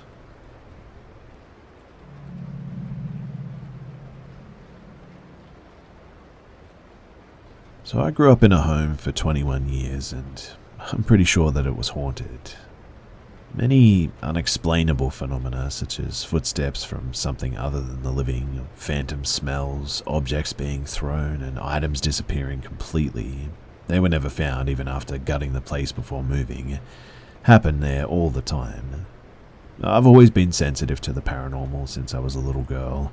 I even truly believe that I've had evil entities enter my dreams. I had a truly evil and disturbingly gory one when I was only 7 years old, before I was even allowed to be influenced with such things like violent movies and TV. And well, a couple of years ago I moved to a basement apartment complex. If you follow paranormal stuff, you'll know that basements are notorious for activity. But since I moved here, I've had something like poltergeist activity that I've seen with my own eyes, and I've been woken up to an unknown female voice saying "hey" directly in my ear that was so clear that it sounded like a living person. It even caused a breeze on my face from the breath behind the voice. I've also seen orbs with both of my own eyes and with my phone camera that my cat has seen at the same time as well. My bedroom door has been knocked on more than one occasion and woken me up from sleep. I had another dream recently after moving here that I believe was paranormal. I was not myself in the dream. I was not even the same ethnicity or age as myself, and it was beyond vivid as I experienced this person's death at the end of a handgun. I'm living in a very bad neighborhood at the moment, so that kind of death is not uncommon here. Only a week ago I was physically what felt like burned, and it actually left a mark that stayed for hours. I've also smelled not only unfamiliar perfume here, but also like a rancid, rotten egg smell, which was not an odor encountered at my last place of residence. Sometimes I wake up with pretty bad bruises that were not there when I went to sleep. Last year I almost drowned, and since then my sensitivity to the paranormal, I've noticed, is stronger than ever. Almost I feel bordering on me being a medium or something. I should also add that while I lived here, a person died on the property in the parking lot outside my unit. That is just one death that I know of. I don't know if there were others before I moved in, but honestly, I'm feeling the presence of several things here. Every night it feels like dozens of eyes are on me, and it's unnerving to say the least. The point of this, though, is that I'm really kind of at the end of my rope. I can't sleep at night because of being afraid of all of this, and I keep being woken up, or something enters my dreams and gives me nightmares, or something's harming me while I'm sleeping, and I'm new to all of this, and maybe someone can direct me somewhere to get some help or something. Also, any advice on how I can spiritually protect myself from whatever this is, I would love to hear it. I've tried prayer and it hasn't worked. I've tried a few other things, but so far, nothing has worked.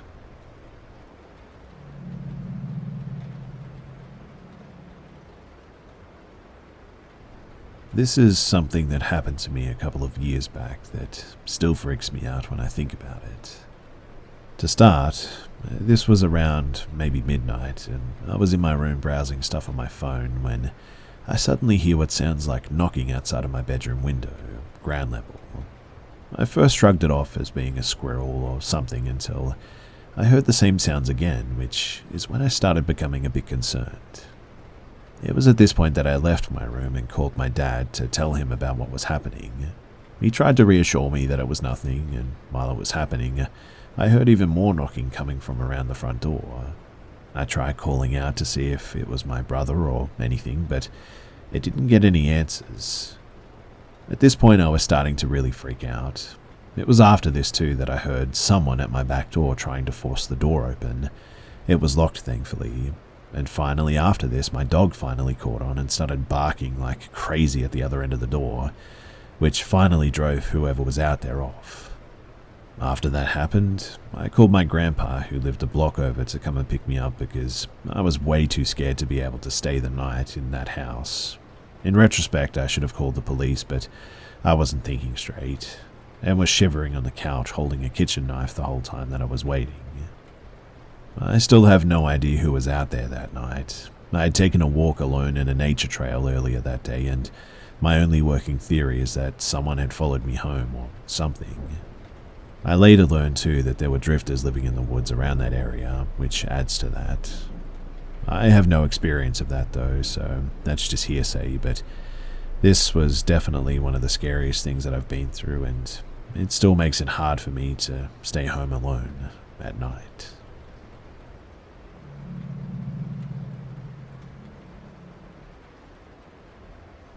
Two years ago, I moved to the UK for university, as I always wanted to go there and get away from my parents, as the situation at home was beginning to become too toxic for me. In the first year at uni, I moved into a student accommodation and met some really great people. It was a good year without meeting my boyfriend, who I'm still with, and just enjoying my time away from my family and discovering what independence really meant. Anyhow, as second year came by, I decided with some friends to move into a house rented by student accommodations, but at least we had our own house and weren't restricted as much with noise and parties, as living in a small shared flat like in the first year was pretty difficult. Also, I should note too that I had a ground floor room and my window gave into a very small backyard, in which I would go smoke every day as I'm a smoker, and in which there would be a very thin wooden door giving into the other side of the street, where you would put your bins and broken chairs and blah blah blah. The door could only be closed and locked from inside the backyard, but since it was an old door, we had to attach some strings to keep it closed for good. So, I had neighbours on each side of the house. We were surrounded by families and some other student accommodations. The neighbours on the right side of us were 5 boys, who looked way over the age of being in university, mind you. They were strange, so to say, as well. I met one of them outside of our house one day because of a police intervention due to one of his flatmates attacking him apparently, and the others with a kitchen knife and burning their kitchen down. I heard some screams, and so I went outside with my flatmates and saw one of them being covered in blood and cuts everywhere on his arm and a wound on his head inflicted by this alleged kitchen knife. Me and my flatmates didn't know what to do, so we offered him our help to clean himself up and gave him an old t-shirt to change out of his bloody clothes in. We then saw the guy who hurt these flatmates being escorted out by the police and into a van and driven off to be arrested. I don't really know anything more about the story. The police didn't really tell us anything else, and neither did the guys. All I can say is that in the end everyone seemed to be okay apart from a few, cuts and bruises and whatnot. Anyway, the guy who we helped was quite weird to say the least. He said a lot of stuff and kept trying to grab me and was flirting with me, and we noticed when helping him that he smoked quite a lot of weed, but just didn't really care at that moment, as we just wanted to make sure that he was okay, as we didn't know him. Then after some time had passed, I would go to uni and come back home and would see him quite often in the street and just never said a word to him again. But one day he came up to me in the street while I went to the corner shop and started talking to me weirdly, and I didn't feel comfortable at all with that for some reason, so I just didn't really respond to him in the end. He then just said, "Oh, that's okay. I'll just wait in front of your house then and we can talk further."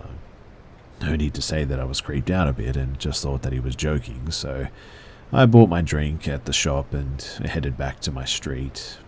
And as I turned into the street where my house was, I saw him with his flatmate sitting on my doorstep and waiting for me.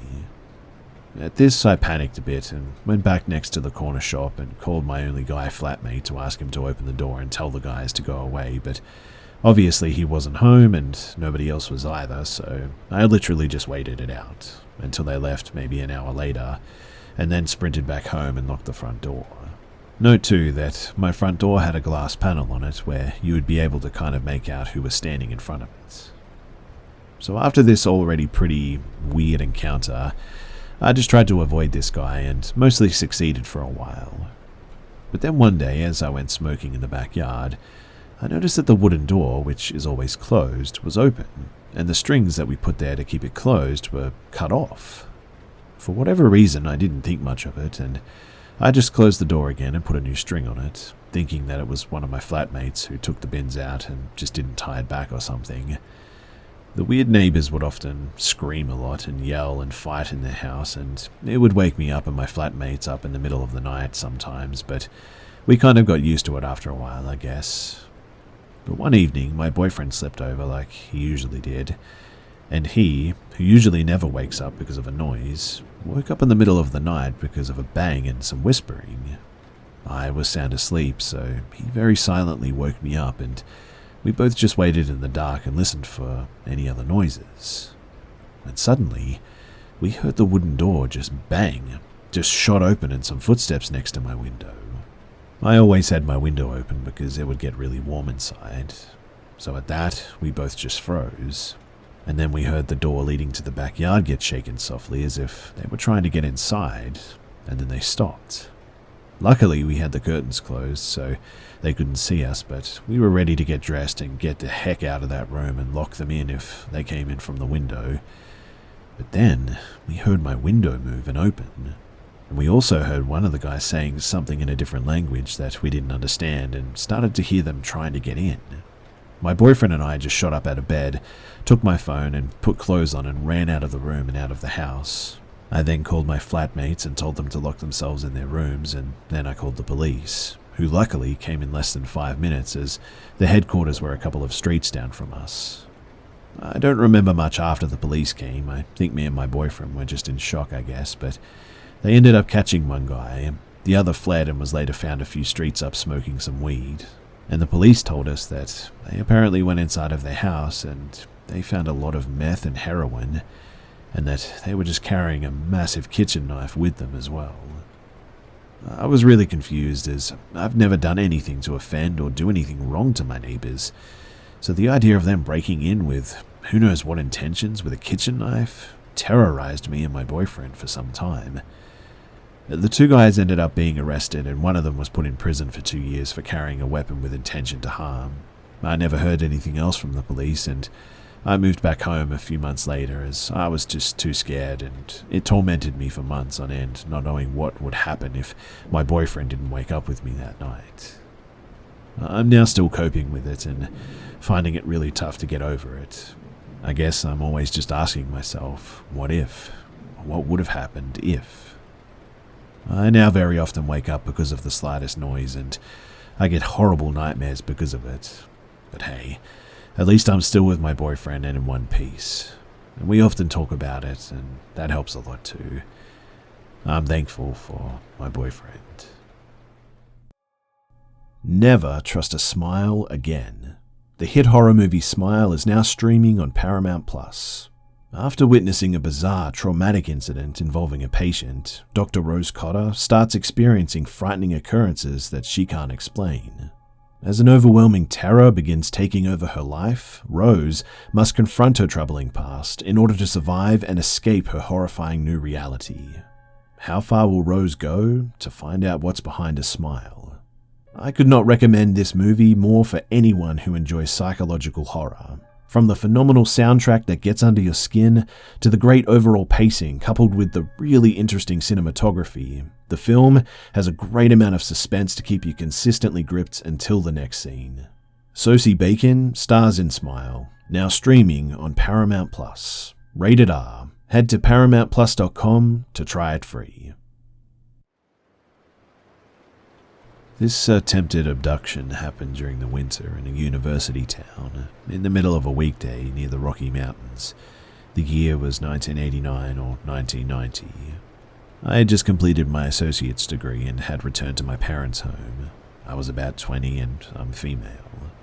both my parents and my two sisters who lived at home were at school or work, I had a few dollars and decided to walk to a grocery store that was 3 or 4 blocks away. So, my shopping went smoothly and I checked out, and as I left the checkout stand, I saw 2 men enter the store. The men were dressed appropriately for the weather. Both were 6 feet tall at least, maybe as tall as 6'2", and dark-haired.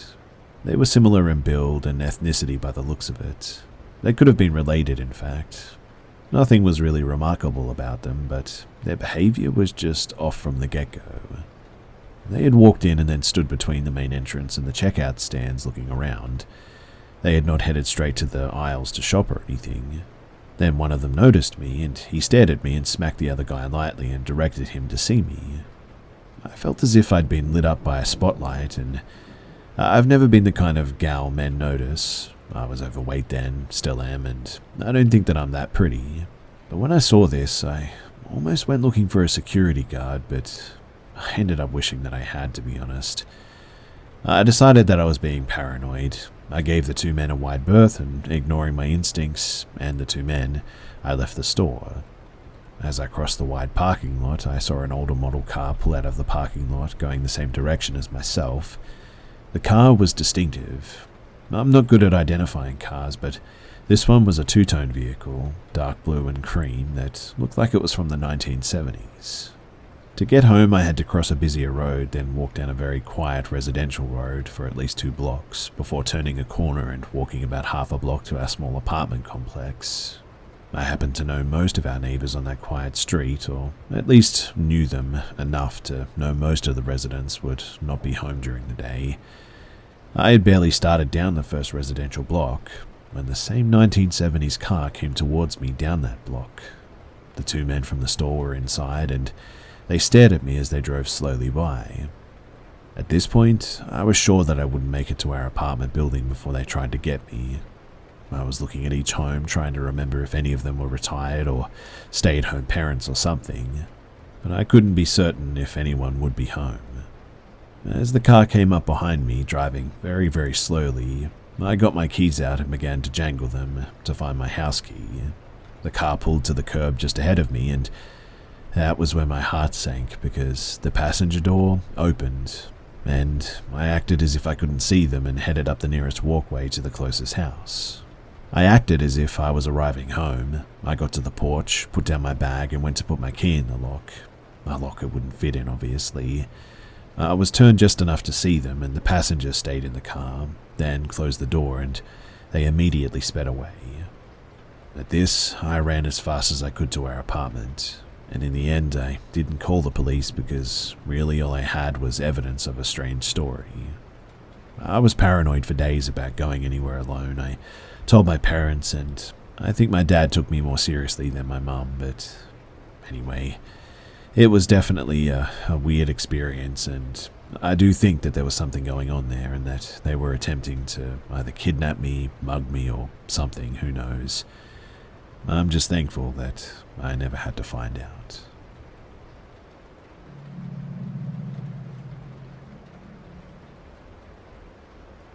So I thought that I would share something interesting that happened to me about 15 years ago. I know most people won't believe me, but for what it's worth, I can assure you that everything that I tell you is 100% true, and how it happened to the best of my memory. However, names have obviously been changed. I was about 18 and I was hanging out at my friend Joanne's house with some other school friends. I can't quite remember how we got into the subject, but towards the end of the evening, Joanne thought that it would be fun to perform a seance. Joanne's and her family were from Cape Town, South Africa, had a deep-rooted interest in the spiritual, or at least that's what Joanne made out to us. So, with the lights off and candles lit, we all sat around a table with cards fanned out around the edge. Each card had a letter of the alphabet arranged A to Z and a shot glass placed in the middle. Joanne starts speaking out to the spirits in Afrikaans. I remember pulling a face and rolling my eyes. It was too dark for anyone to take offense. I was an insufferable, enlightened atheist teen dork. You know the type. Cringy 4chan edgelord who thinks any form of spirituality or religion is beneath me and my superior intellect. I never wore a fedora, but I was pretty close. However, what was about to happen made me question everything. It started mundane enough. A few questions were asked, and the shot glass we were resting our fingers on started to move to and fro until eventually one of my friends asked the spirit if they were associated with anyone in the room. The shot glass moved directly towards me. Incredulous, I asked the spirit, if you're associated with me, then what's my mother's maiden name? My eyes fixated on the letters that spelled out her maiden name, Jones, but the glass started spelling out something different. First, the glass went to T, then H, then O. I thought then that it was all just made up, as it was completely wrong. But then, I was struck by a horrific realization. When my mum was 6 months old, her biological father died of a heart attack, and a year after that, she took her stepfather's name. I completely forgot this in the moment, as I was expecting the glass to read out the maiden name that she had for the majority of her life, but it was actually spelling out her original maiden name of Thompson. It was a fact so trivial that I barely remembered it myself. In fact, it was something really never talked about, even within my family, as it happened so long ago. It would be really hard to believe that any of my friends would know this esoteric piece of my family's history that occurred 20 years before I was even born, but nonetheless, somehow it was being spelled out in front of my very eyes. Thompson. Mind you, my school friends and I wouldn't talk about anything deeper than video games and girls at this age. Yet, there's no way that I ever mentioned this to any of them. It's not like any of my pot-smoking loser friends had a copy of my mum's birth certificate, and none of them had ever met anyone else in my family. What I'm getting at is there was just literally no way anyone could have known this. But before I could contemplate this for too long or ask any other questions to my ghostly associate, Joanne's mum came into the room and turned the light on, and with a thick South African accent shouts something like, "Joanne, stop messing around with this stuff," and put a definitive stop to the proceedings. Of course, at the time I played it off as a prank, but the more I think about it, the more my mind wonders. Did something actually paranormal happen that night? I know it's nothing dramatic or over the top. I didn't see an apparition or a cryptid, but unlike 90% of the other stuff that I read, this experience is actually true and something to this day that I just cannot explain. I would really love to hear your thoughts, and if you have, I don't know, any idea as to what happened that night.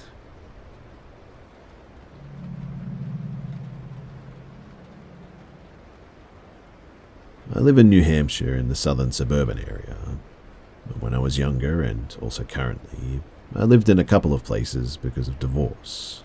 I'll start with my mum's house. So, there were these woods that were behind my mum's house that we owned. We owned a pine-dominated acre, but the whole woods was maybe about 20 acres. You could always see civilization from it, either the suburban house rows or a street on the other side that had no houses on the sides. These woods always felt warm to me, I guess, and I really loved being in them. It was basically a third parent to me. I mean, I spent that much time in them. However, on the other side of the street was another forest, full of 10 to 20-year-old oaks and birches. One day when I was maybe, 9 or 10, I was playing in the nice woods, and I'd explored the whole 20 acres of them at this point. Then I decided to check out the other woods on the other side of the street. The road was flanked on both sides by forests, and there was a nursing home down the street. I crossed the street, and the moment that I entered this forest, my mind was telling me instantly to just get out. I had a sensation of being watched. However, I've always been a curious one, so I pushed deeper until I came to a circular, thinner part of the forest.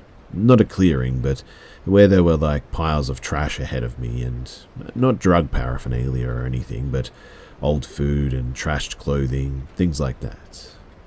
And now my inner voice was screaming at me to get out, get the heck out of here. So I ran back through the woods as fast as I could until I reached the road. I went back into the nice woods and I felt fine. Now, about 4 or 5 years later, I was kind of bored with the woods behind my house and wanted to check out the other forest again. I go back, now with a knife in a holster, to explore. I had my hand on my knife the whole time. I had the being watched and get out feeling again.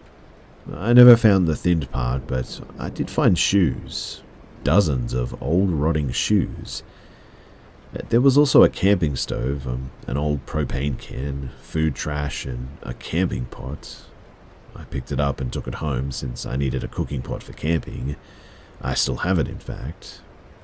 But the part that actually scared me, though, were the shoes. All kinds of them. Nice shoes, little shoes, women's running shoes, baby shoes, all at varying ages and states of decay. I was freaked out by that, but I decided to keep pushing this time. Eventually I got to this 35-degree embankment, which I climbed, and I found a residential area above it. There was a thick fence with no gate, and the other houses had no gate either. The trash and the shoes were too deep in the forest to be thrown in by uncaring homeowners.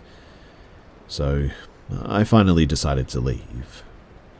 I was super scared by the time that I got out of the forest, and I was and still am a very emotionally stoic person, so that was pretty unusual for me. However, the worst experience I've had yet was at my dad's house. Well, this was more like his neighborhood, I guess you could say. It was a very tightly packed neighborhood too, and it was surrounded by thin forests. Small forests of huge pines separated houses. It was in a city, but every now and then I would see a moose or a deer. Moose are very, very rare down here though, so we didn't really see them often. One day though, I was walking my dog during dusk. It was almost nighttime by this point and the street lamps were on. I got close to a turn on my walking path with this pine and oak forest, and I could have swore that I spotted something in the forest.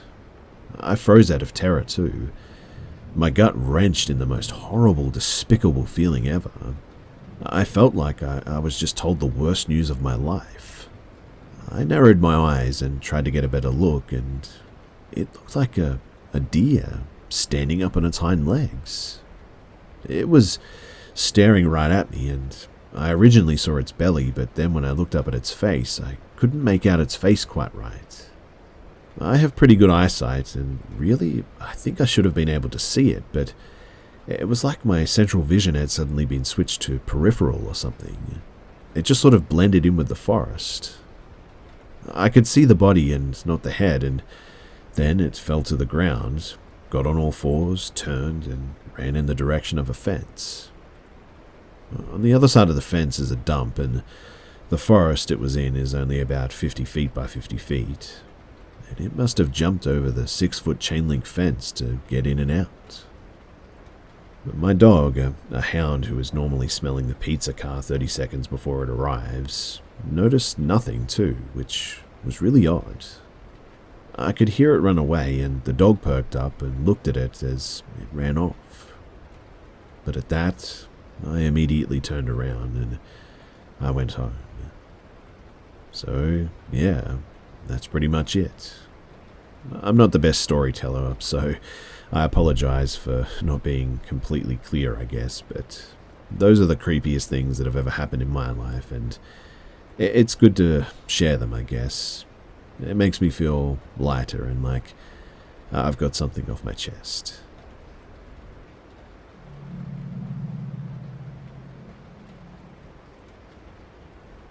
So this may be a bit long, as it'll take me a little bit of time to paint the full picture for you guys. I live in an area of the northwestern United States that is heavily forested and mountainous, with a large river valley that was carved out of the earth by the movement of glaciers, probably a millennia ago, and thus there are many leftover deposits of glacial sediment forming high plateaus, separated by deep ravines, most of which hold small, heavily forested swamps in between them. Most of these ravines and canyons are too steep and the soil much too loose to make traveling over them feasible, even for the local wildlife, and so many of them act as their own sort of little ecosystem, each one cut off from the next by walls of glacial silt.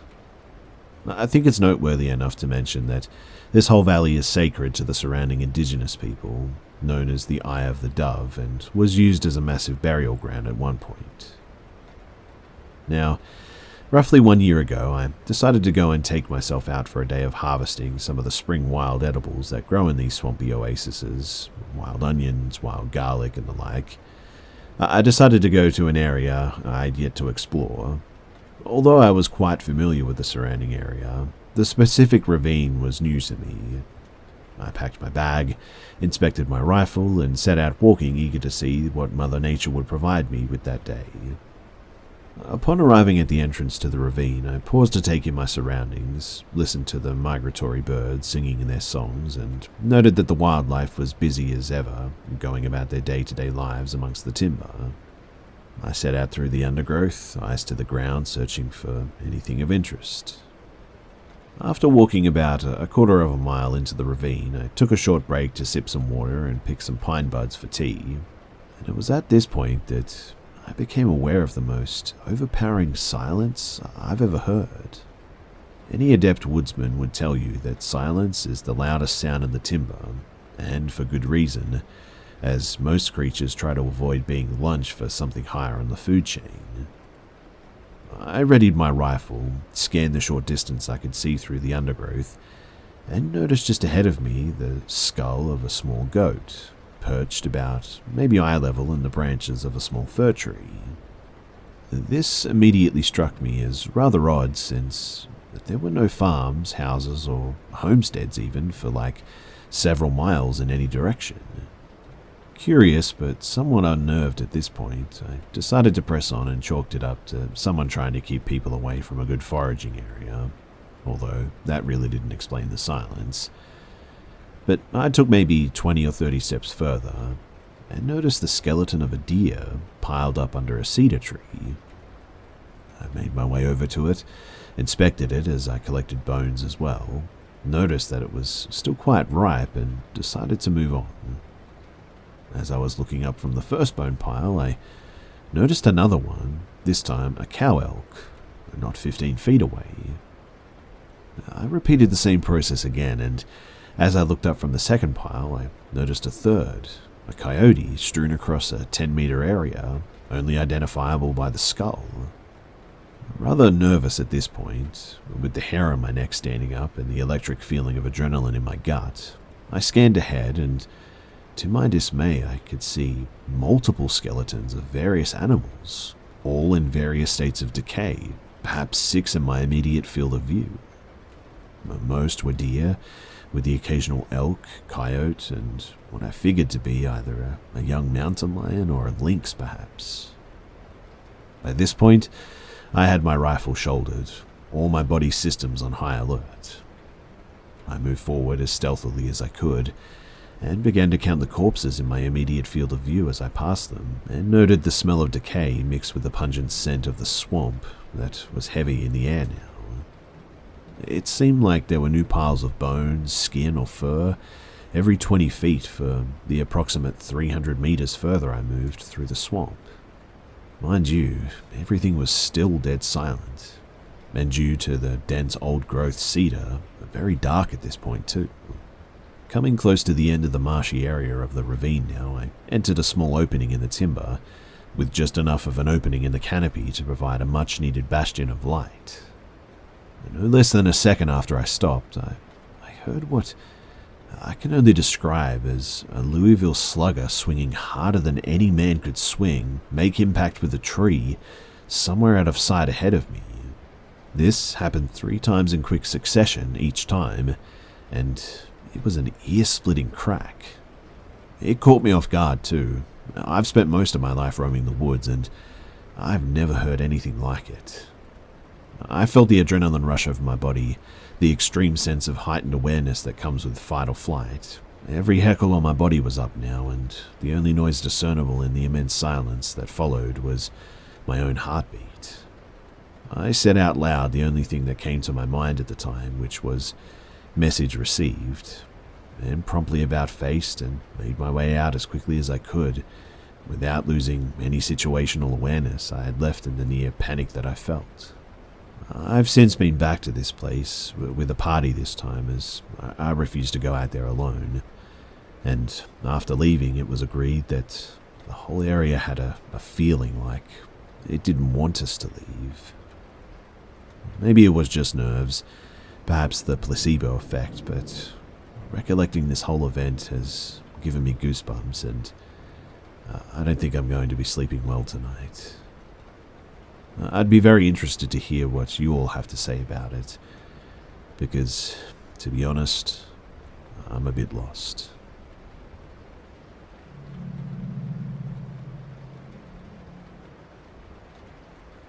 So I was hunting for black bear one day back in the early 2000s.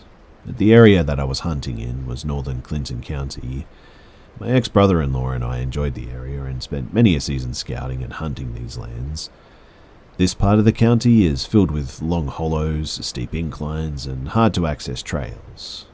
We both like to do our own thing and hunt separate terrains, and I would often dive down into the hollows while he scoured the ridgelines, hoping to get a shot at whatever I pushed over the tops. We both carried pretty bumped-up two-way radios to give a general idea of where we were, although often the terrain made it too difficult for good reception. This day was a typical PA bear season day. It was on the Wednesday of the season, third and last day of the brief season that it was back then. The woods were quiet, with no distant whooping and yodeling of various opening day camps pushing drives through the woods. The weather was cold, grey and windy when we separated to begin our hunt, and continued on throughout the day as well. I spent the day still, hunting down this long hollow south of a little town in north-central Clinton County, with the idea of meeting my brother-in-law at the top of the ridge at the agreed time of 4 p.m, giving us plenty of time to hike together the few miles back to his truck. After hunting all day, I found an old game trail that appeared to sort of meander its way back up to the ridgeline towards where I knew he would have been waiting for me. After close to an hour, maybe around 3:30 I would guess, I made my way 2/3 of the way up to the top, stopping often, scouring the slope for that jet-black fur of a roaming bear. Along the trail, I came upon a long-ago used fire ring. It was very rudimentary in its build and appeared to be used only once, I would guess. The ring's rocks were covered in something and only had the faintest of traces of black from a long-ago fire. I found it odd that a fire ring would be here, considering the steepness of the slope, but it was a very small, somewhat leveled ledge. There I figured that I would sit and eat the rest of my packed food and sit still, hoping to catch a final chance to see a bear. All the while, though, I don't know, it just felt odd, somewhat unwelcoming, like I shouldn't be there or something. I almost felt like I was a forbidden interloper on someone's valued spot or something. I sat for maybe 20 minutes and thought that it was time to continue the trek upward to my bud. As I stood, I slung my backpack on and reached down to sling my rifle over my left shoulder. But as I stood up, I heard my name called loudly. It didn't really sound like it was behind me, rather sort of all around in my head, if that makes sense. Just as I was going to turn around, my rifle was all of a sudden slapped off of my shoulder. I felt the force, I heard the sound of something slap against the wood of the stock, and crouched quickly to save my gun from dashing into the rocks at my feet. I grabbed it in the nick of time and quickly turned around with a mouthful of "mother" for who I thought was going to be my brother-in-law joking with me. But when I did, there was nobody at all there. Absolutely no way anyone could have rushed off without me either seeing or hearing them too. I felt a sick feeling in my churning stomach all of a sudden, chills throughout my body, muttered a few Hail Marys and sped up to the top of the ridge.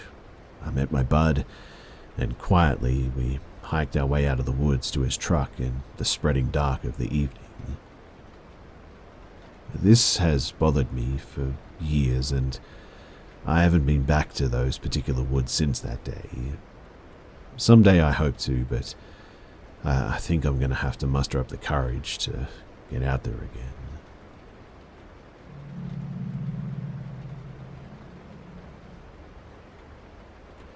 So, I'm a truck driver, and how my job works is I'll drive to a halfway point and meet with another driver, and we'll switch loads and turn back to go home. And well, our meeting point is this parking lot in this ghost town. At least I'm assuming that that's the case, given everything surrounding it is abandoned and no other points of interest nearby for like several miles. I've been doing the same thing every night Monday through Friday, and sometimes we arrive at the same time, sometimes he waits for me, and sometimes I wait for him. Well, last night I arrived before him, and I got out to stretch my legs and have a smoke. This is around like 11:40 p.m. While I was standing there, I noticed someone walking up the street. My lights are off and the parking lot is dark, so there's no way to see me, but thanks to the lights from the highway, I can see him. I don't want to be seen by him, so I toss my cigarette on the ground and I get into my truck slowly, making as little noise as possible.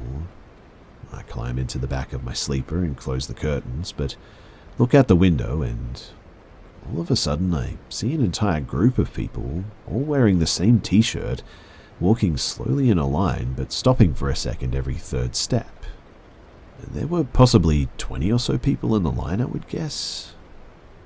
I call the other driver to warn him and look through a hole in my curtain as they walk by, and then out the other window and see them just sort of casually walking down the road.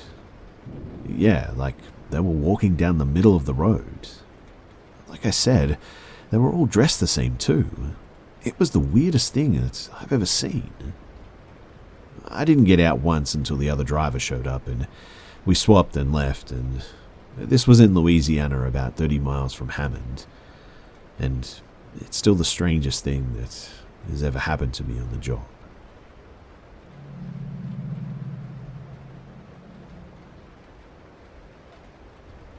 My parents recently bought a farm last year in Australia and have been building a property on it for their retirement. It's right beside a national park and reasonably close to the next property over. The only thing that sucked is that we have no cell service besides the top paddock where they're building their house. Not too dodgy though, right? Well, I'm a university student, 21, female, in my second year of nursing, and frequently come up to the farm to help them out with their livestock and whatnot. At first, everything was fine. We had a small 2-bedroom cabin in the lower paddock that I stayed in every time that I came up.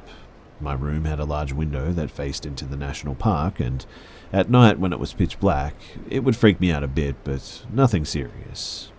Sure, we had the usual noises of foxes and the livestock at night time and stuff like that, but it was really nothing out of the ordinary. But things really ramped up when I had to stay up there alone to feed the livestock for a few days while my parents were back in the city. I went about the usual chores, feeding the sheep, keeping an eye on our lambs, and checking in at the building site to keep an eye on everything. I went into town to get some dinner at the local pub, and by the time that I got home it was roughly 10 p.m. I would usually take my car up to the top paddock at night to call my friends, check social media, etc. My car was lit up by my internal navigation system that's always on, which meant that I couldn't really see outside the car besides from my headlights. I must have been midway through my social media scroll when I thought that I saw something black flash across the paddocks where my headlights were facing. At that, I drove my car in a quick circle to use my car's headlights as a massive torch and didn't see anything. No reflections of cattle's eyes like I usually do, or the usual fox or rabbit. I tried not to pay too much attention to it and went back to my social media scroll until I accidentally pressed my brakes, which allowed my brake lights to flood the paddock behind my car with an eerie red light. And the same black flash that I saw through my windshield flickered out of the corner of my eye in the rearview mirror. Now, I was getting suspicious. I turned off the music I was listening to and just sat for a second, trying to assure myself that I was just tired.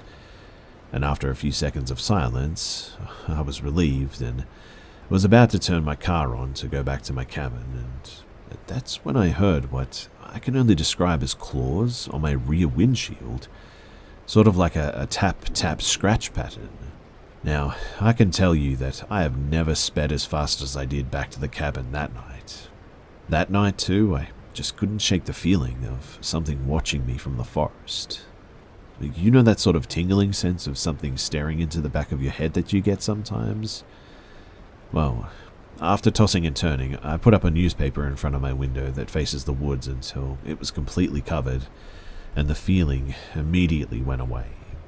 Sleep didn't come easy, safe to say, that night. The following night, I chose to go to the top paddock while it was still reasonably light. All was peaceful, and I had all but forgotten last night's events. I was admiring the gorgeous pink sunset when I saw a flash of green in the sky travel for a split second and then disappear. Now listen, I'm not one for UFOs, but I know that it wasn't a helicopter because it was light enough to see the sky and the stars weren't even up yet. I thought that it was cool though, so I called one of my friends who was a massive skeptic about everything paranormal, and of course she thought that I was nuts and proceeded to give me a hard time for it. It started to get a bit dark for my liking though, so I went back to the cabin to cook some dinner. All was fine too until I went to sleep. The newspaper from the night before was still clinging to my window, but I woke up at around, I would say 2 a.m. I would guess, to the sound of the sheep making a racket. I grabbed my dad's rifle, assuming it was another fox, and went to take a look on foot with my spotlight. Now, usually when you bring a very bright light and you mess with the sheep who were already going nuts, you hear about it. Key word being usually. I walked over to the paddock and I sort of started scanning with my spotlight and didn't see anything. The sheep were bleating like crazy, but none were injured or even remotely in a corner of the paddock, huddled together like they usually do when there's a fox. That was until they all just suddenly went completely silent. I mean, 1 second they were so loud that they echoed around the hills, and the next it was just completely dead silent. And now I was truly scared. I raised my rifle and started looking around, feeling like everything around me had its eyes on me. It was then, too, as I heard a thump of something heavy being dropped on the ground, heavy enough for me to even feel the vibration in my feet. And at that, I booked it back to the cabin and locked everything behind me. I was pacing around double-checking the doors and the windows when I heard it, too. It sounded like humming, but distorted alongside footsteps. And whatever these footsteps were, it was as if they were limping and then sort of quickly recovering. It was around the cabin, and it stopped at my bedroom window. I curled to the ground, gripping my rifle until my fingers were frozen in place. And I laid there pretty much all night until I was so exhausted that eventually I just fell asleep. I left first thing in the morning without even looking to see if there were any footsteps. Now, if anyone has any clue as to what the heck I just experienced, what this thing is, or can tell me what I can do, then please do comment below and let me know. I haven't been able to go back to my parents' farm, which I really regret that, but hopefully I can return soon.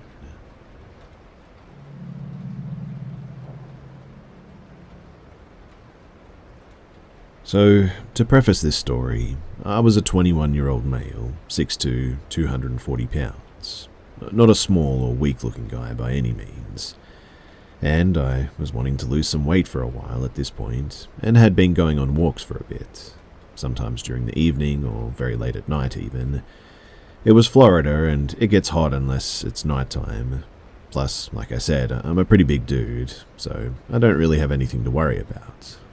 Or so I thought. One night, though, I decided to go out walking around my neighborhood around 3 a.m, in like a big puffy jacket and black pants. I felt like in this situation that I would be the creepy person that someone would be scared of. My walk was going good as usual and was actually getting close to the end of it, but then this old school sort of wood paneled passes by and goes into a driveway somewhat in front of me. I barely think anything of it. Always 3 or 6 cars go by on one of these late night excursions anyway. But it's what happens next that is what unsettled me. This van pulls back out of the driveway with its lights off. After I passed by the driveway, mind you. Luckily, I wasn't listening to any music or else I probably wouldn't have heard it. The van then proceeds to pull out and drive towards me, and stops right in front of me. At this point, I know that I don't want to end up like some kind of horror movie character, so I book it in the opposite direction. I go down an off-branching street and keep going down these random streets to give me as much time as possible. I end up hiding in some random bushes in someone's yard and stay there for a little bit. I wanted to text my mum, but I was scared and didn't want the light from my phone to give me away. So I watch for any sign of them. Nothing for 5 minutes. Just as you think the coast is clear, there they are again. I hear a car coming down the street, and it's those same guys, but with their lights on this time. I'm pretty hidden in these bushes right against someone's house, so they just go by, thankfully, but my heart is beating so quickly, and I'm terrified at this moment. I wait a little bit more until I truly believe the coast is clear and get back to my house as quickly as I can. I wake up my mum, and we call the cops, and I give them as much info as possible. They said that they would patrol the neighborhood, and after that, I don't hear anything more. I just can't help thinking about that event, though, and what their motives were. I always try to debunk stuff like that, but all their actions pointed to wanting to do something to me. But what did they want to do? I'm not a pretty young lady by any means. I'm pretty large, actually, menacing sort of looking. My neighborhood is not even nice enough to rob. Very just sort of like middle class, I would guess. And I mean, what am I going to have on me while walking at like 2 a.m.? So I just can't help but think that maybe they didn't want to kidnap me or mug me, but maybe they wanted to kill me. It freaks me out to this day.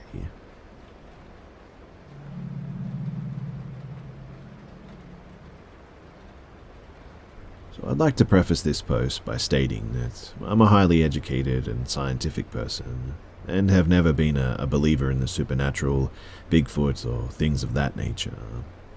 That being said, I really am at a loss for the things my family has encountered on my property over the last 7 years, and would love to hear your suggestions. 7 years ago, my wife and I purchased a property and 11 acres of woods in a rural part of northeastern Minnesota.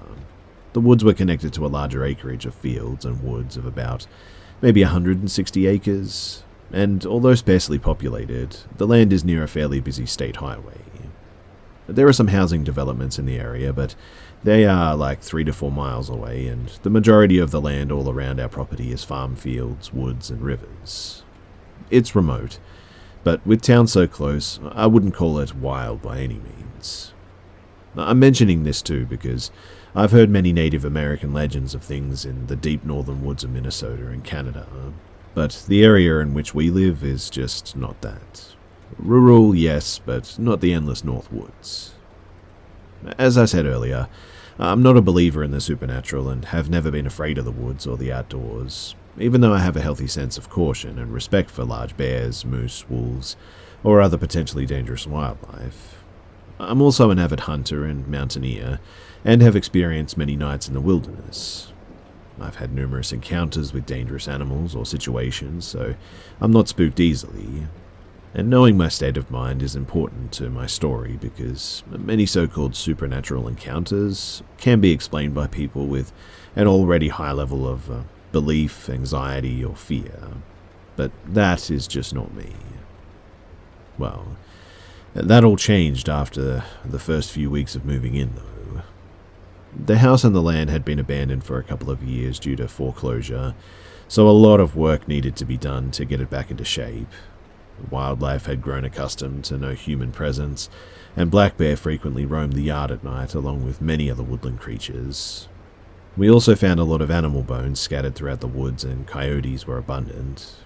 One night, in fact, during those first few weeks, we had a rainstorm and I was worried about a broken downspout, potentially causing a basement leak.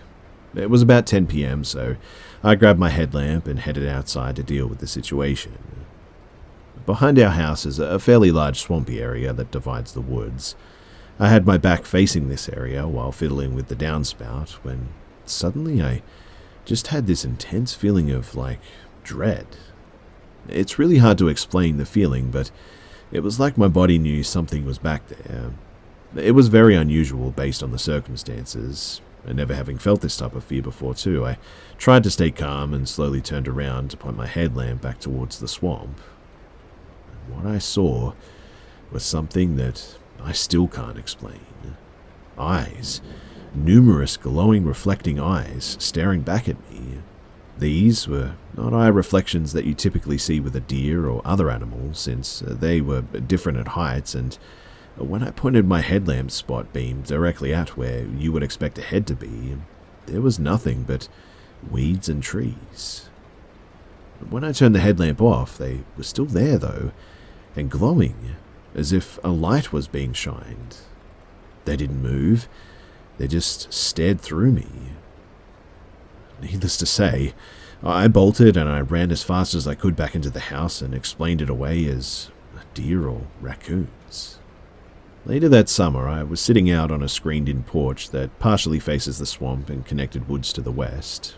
It was approximately 11 p.m. when I began to hear what sounded like a bear fighting with or attacking a cow. Since there was a small farm to the southeast of my property, I assumed that perhaps a cow had wandered into the woods and been attacked by a bear or something. I really didn't know if this was something a bear would actually do, but it was my only guess based on the sounds I was hearing at the time.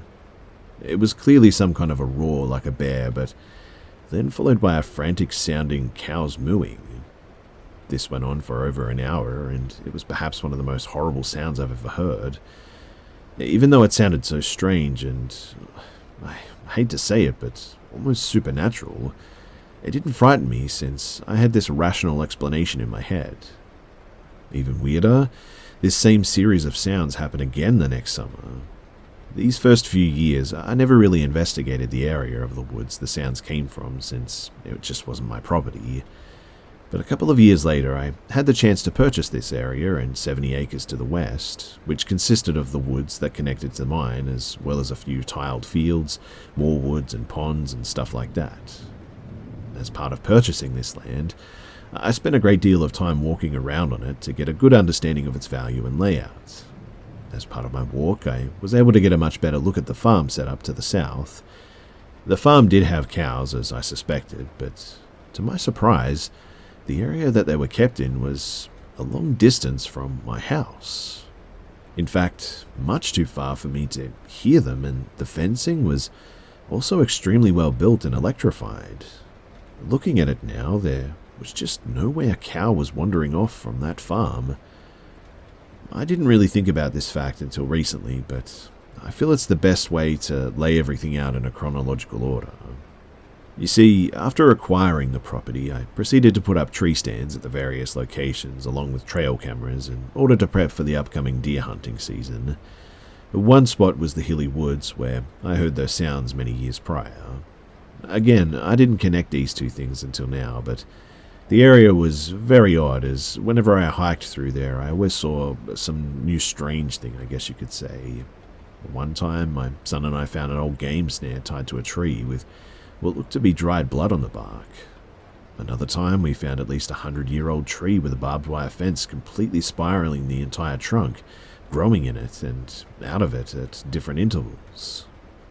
I've also found many tree trunks with very large scratches or claw marks, not resembling an antler rub.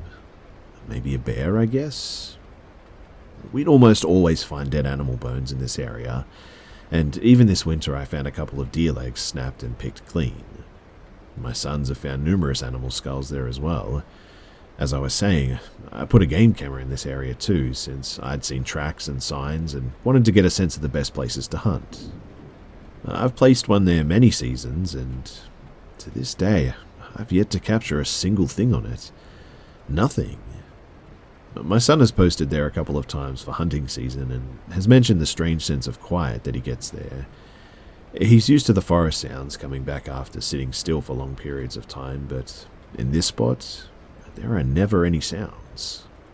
But what he has mentioned is hearing something walking around through there, though. Another incident occurred one hunting season when I was entering this area en route to another stand when I I saw a violent thrashing in the foliage, moving fast and crossing from right to left, but moving away from my position. I, of course, encountered deer and bear all the time, so I'm familiar with how they move when spooked, but this was something different. Whatever this thing was made a high-pitched trumpeting combined with bellowing sound that was like nothing I'd ever heard from an animal outside of maybe an elk, which we don't have in this area. It wasn't bounding, and there wasn't the raised white tail or large dark mass to indicate a deer or a bear. There really didn't appear to be a body at all, in fact. Just whipping and falling leaves and branches, along with the deafening sounds. A year after this incident, too, my son went out hiking in the woods to try and find me since I was out doing some forest management. As he walked through this area, he thought that he spotted me coming through the woods fast, but quickly noticed the walk and the clothing were nothing like mine. Whoever it was also was a lot taller than me, and he described him as extremely thin. He said the person that he saw did not notice him at all and seemed to be walking in a straight line like they had a tunnel vision or something. Seeing someone in this part of the woods and their direction of travel really didn't make much sense at all too, since there really would be no reason to be there or to be headed that way, as it leads to deep ravines and an uncrossable river. After he found me though and explained what he saw, I quickly went over to investigate to see if we had a trespasser. I hiked for quite a while, but I never found anything or anyone. If someone was there, they either got picked up on the road or they completely vanished. That same year, my son had a friend over too, and they went for a late afternoon walk in the woods at one point. As it began to get dark, they made their way back by walking on the edge of the field that is next to this area of the woods. As they passed by, they said that they saw a figure a little ways off in the trees. Whatever they saw was near one of the hills in this patch of forest and seemed to be making some kind of a hand gesture. It began walking slowly towards them when they called out, "Hey" and "Hello." He or it stopped still and said nothing. It was at this point that the boys sensed something just wasn't right, and they bolted back towards the house. They rushed into the house and told me what they saw, and I of course laughed it off as their mind playing tricks on them. My son described the figure as very tall, like 10 to 15 feet, but with skinny arms, and his body was dark all over. And not hairy per se, but dark. They even thought that it was an animal at first because of the weird way it looked. He couldn't really describe it very well other than gaunt or skinny and strangely dark. Me being the curious and protective father I am, was worried about it being trespassers, drug addicts, or both, so I told them that I would go and take a look. They brought me to the area and pointed to where it was standing, and I headed into the woods. Since it was winter and there was snow on the ground, I thought that it would be easy to locate the tracks of whatever this was and find out where it came from or went. But when I got to the spot, though, there wasn't a single track or disturbance in the snow. What I mean is that there was no way that an animal or a man could have been in that area and not left tracks. Which means that they'd either made it up or their minds had played tricks on them. Or so I thought.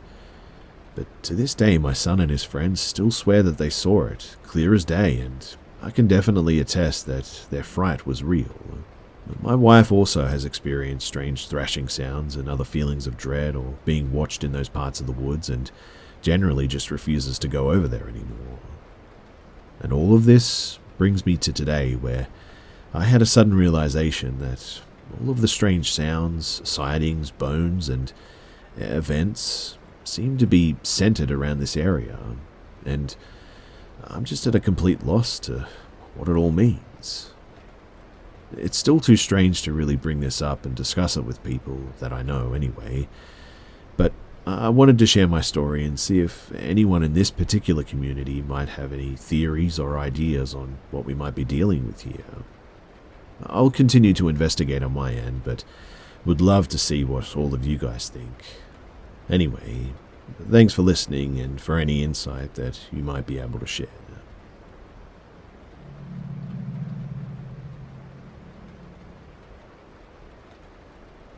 I started working part-time at a local gas station convenience store over the summer of 2016. to earn some extra money while attending college. When I was hired, I was informed that female employees were never scheduled to work overnight shifts, for obvious safety reasons, which I was relieved to hear.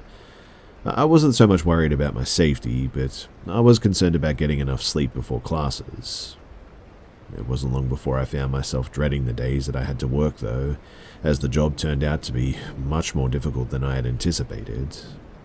We were always short-staffed, which forced us to constantly multitask between running cash registers, preparing food, keeping eyes on pumps, cleaning, stocking, etc. But to make matters worse, the two women who managed the place were awful in every way, and I frequently found myself biting my tongue and talking myself out of quitting. I was especially on edge when they cut our 15-minute break down to 10 minutes, as I never seemed to have enough time to use the restroom and smoke a cigarette fast enough. But it wasn't until several annoying encounters with a regular, James, that I finally started to break. James was younger than me, maybe late teens or early 20s, and he thought that he owned the place. Perhaps being the grandson of one of the managers gave him a sense of entitlement to mess with people there. But the first time that I met James, he approached the counter to purchase some chewing tobacco. As I was ringing him up, I asked to see his ID, and he told me who he was related to. But I politely asked again to see his ID because I was new. Another employee overheard our conversation and assured me that he was old enough, so I went ahead and rang him up. Staring at me intently the whole time, he looked down at my name tag and said, "Mindy, that's a pretty name." I thanked him for the compliment and gave him his dip, but he continued talking to me and asking several personal questions. He wanted to know where I lived, what my last name was, whether or not I had a boyfriend, etc. Meanwhile, a long line had formed behind him, and not trying to be rude, I said something like, "Sorry, there's a line behind you," and I casually mentioned for the next customer to move up. But James didn't leave. He simply stepped to the side and continued talking to me and watching me as I rang each customer up.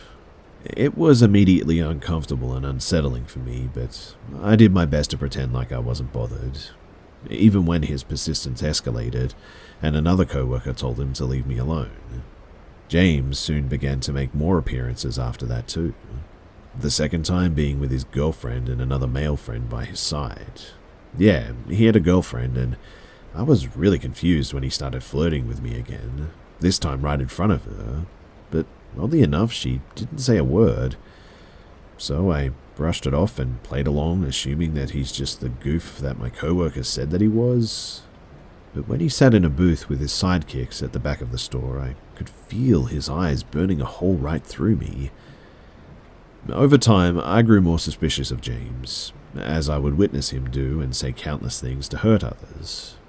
I knew that he was annoying, and I had learned to brush that off as an all-in-good and fun sort of type of humor, like everyone else did. But when I caught him making fun of another coworker to her face, all I could feel was anger toward him. I removed her from the situation by taking her place at the register, as I could tell that she was very hurt and embarrassed by his comments, and by doing so, it was apparent to James that I didn't approve. He would continue to cruelly harass this poor girl, and even some of the customers who came in, but trying to make him stop was like scolding a child. I didn't lash out at him though. At this point, I just began to ignore him. James then started playing these head games with me while I was working.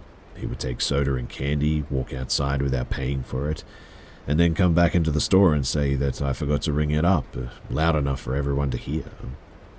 One night, he even filled up his gas tank and took off without paying for it, before returning to say that he forgot to pay.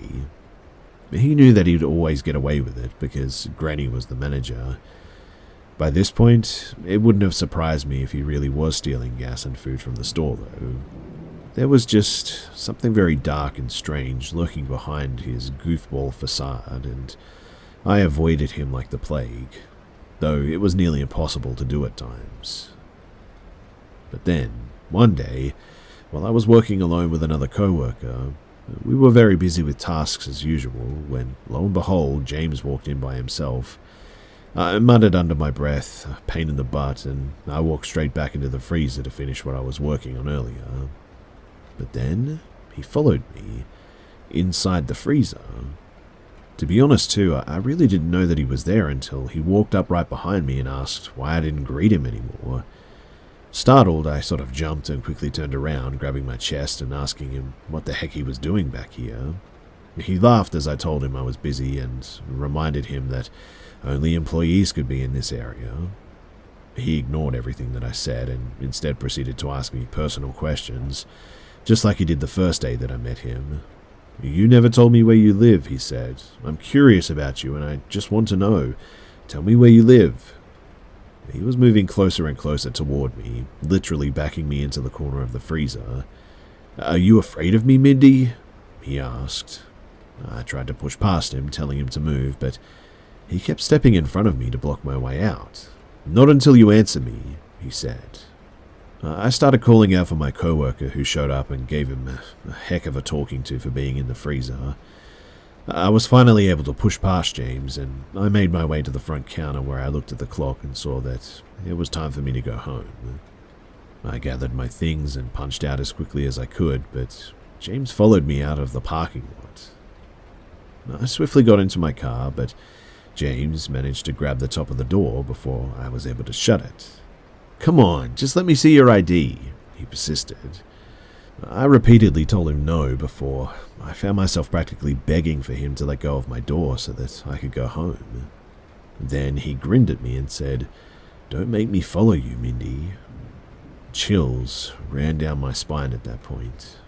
Knowing how bold of a person he was and considering the fact that he literally just cornered me in the freezer only minutes ago, I highly expected him to follow through with that. Threatened by visions of what my drive home might look like, I became angry at this point. I looked at him dead on before shouting, "Let go of my door and stay away from me." I then grabbed the door handle and ripped the door shut as hard as I could. He tried yanking on the door handle from the outside to open it, but luckily I locked the door just in time. He then continued to knock on my window asking to see my ID, but I started my car and backed away from him. I turned the wheels and hightailed it out of there, while he just stood and watched me speed off. I was never so glad to finally get away from him, but I was paranoid the whole way home, thinking that he could possibly catch up to me on the road, even though I never saw his vehicle behind me. I would end up quitting the job after this, and I didn't care that my hiring manager was angry about it. I had enough of everything, and dealing with James was the last straw. I didn't bother explaining anything to my manager because it was apparent to me that James was probably never held accountable for anything that he ever did wrong in his life, and he likely never would be. I never saw him again after that, and I hope I never do either. James was a jerk, a clown, a joker, but he was also clearly borderline psychotic.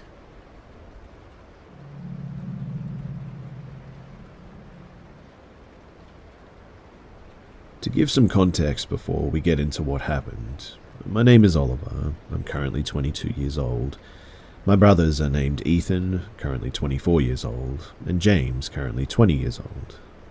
I now live in Texas, in the US, and this happened to us sometime in the summer of 2011.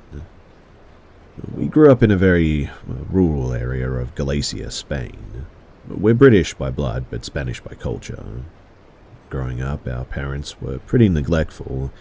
They were alcoholics, and their idea of raising us was ensuring that we had a place to sleep and not much else. They also tended to leave us alone for long periods of time while they were out on their booze cruises. So we had grown accustomed to taking care of ourselves. I mean, Ethan practically became a father to me and James, and even now I think to go to him first when I have a problem. It all started, though, one week in the summer of 2011. Our parents left us €20 for food and told us that they would see us soon, and they left. Like I said earlier, we were used to this, and it didn't bother us as much as it should have, I suppose. Our parents would shut off the water supply or not pay the bill while they weren't home. Either way, we'd end up with no running water. But there was a lake 3, maybe 4 kilometers away from our house, and after a couple of days with our parents gone, we were starting to smell a bit. We knew a little private area covered by trees where Ethan would make us all bathe and where we'd wash our clothes the best that we could. We got there, stripped down to our birthday suits, and washed our clothes before leaving them in the sun to dry. After we hung our clothes on a tree, we got into the water and washed our bodies as much as we were able to without soap. Once we were as clean as we could get, we went back to get our clothes.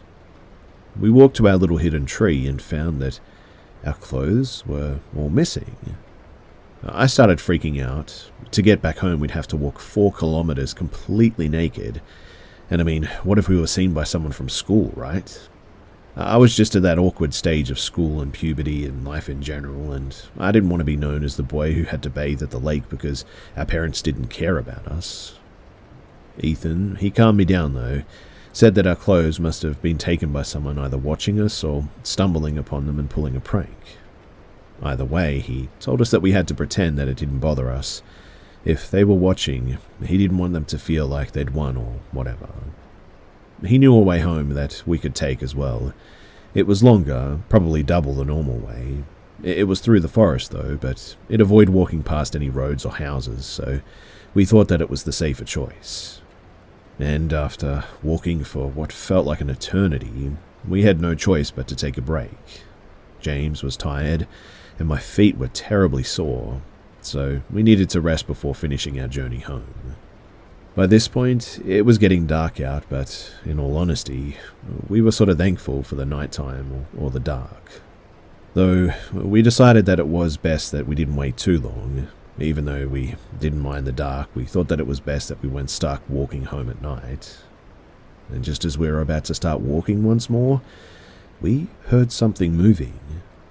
It sounded pretty big. I assumed it was a badger or some other animal, but Ethan was convinced that he saw a man walking ahead of us.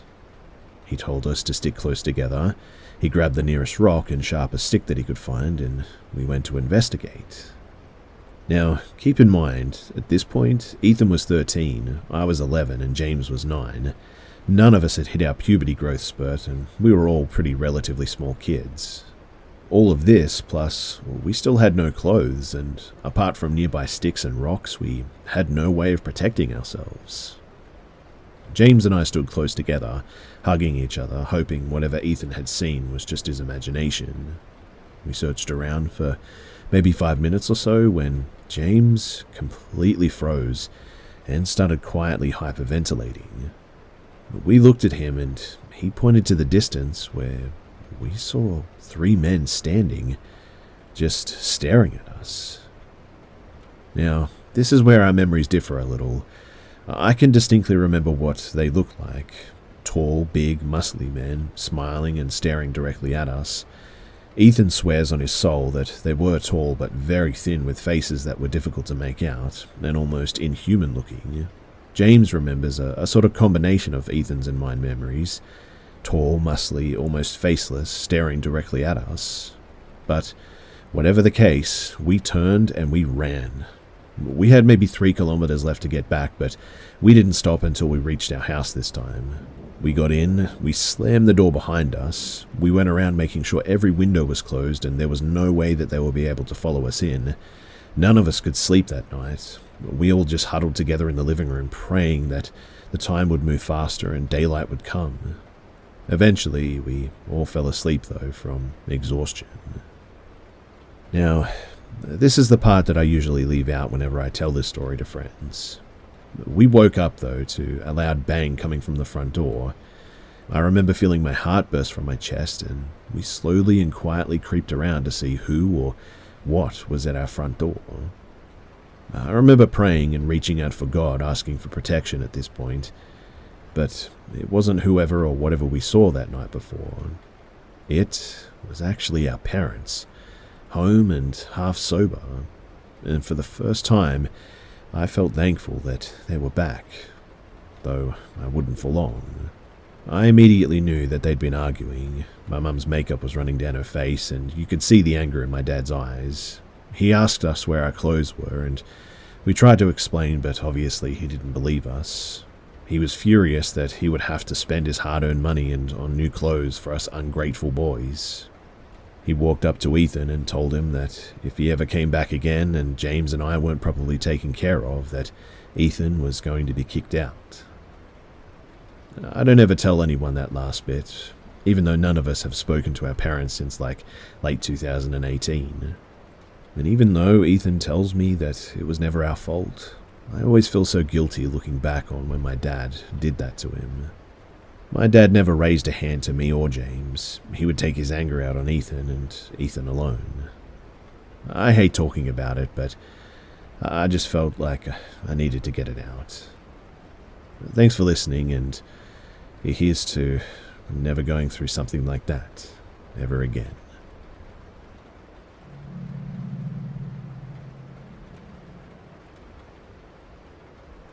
Growing up, my school was about 5 kilometers from my home. I had to walk it too because my parents would work until 7 p.m. every day.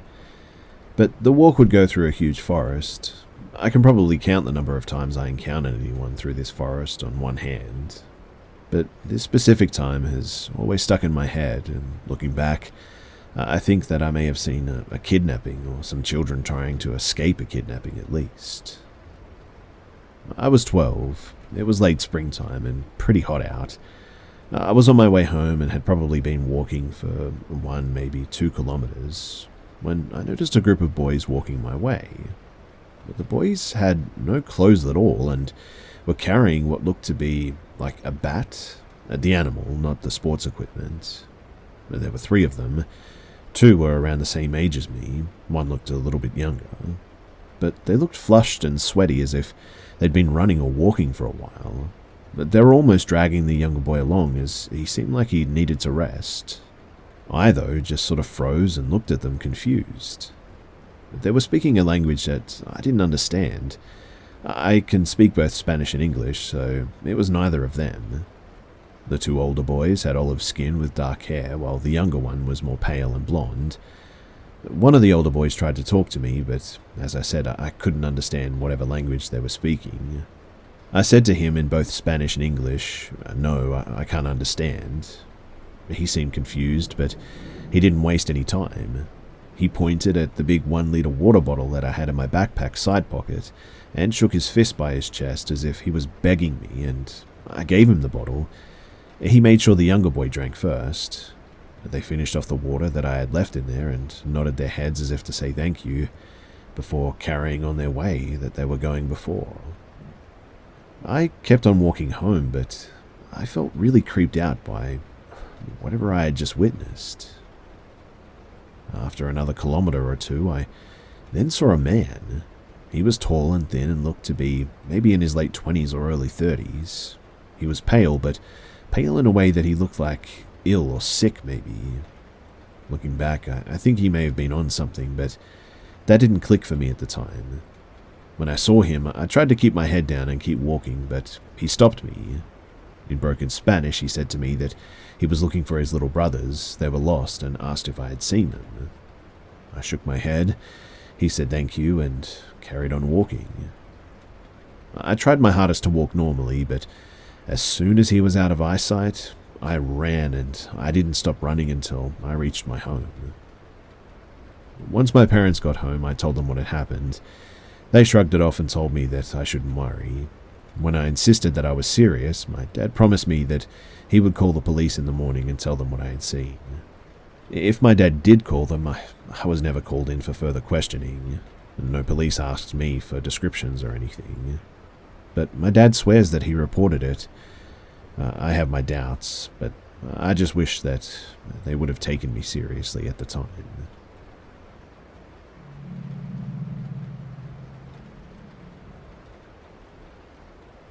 It was a cold October night around 11 p.m. when me and my buddy were cruising and stopped to take a smoke break.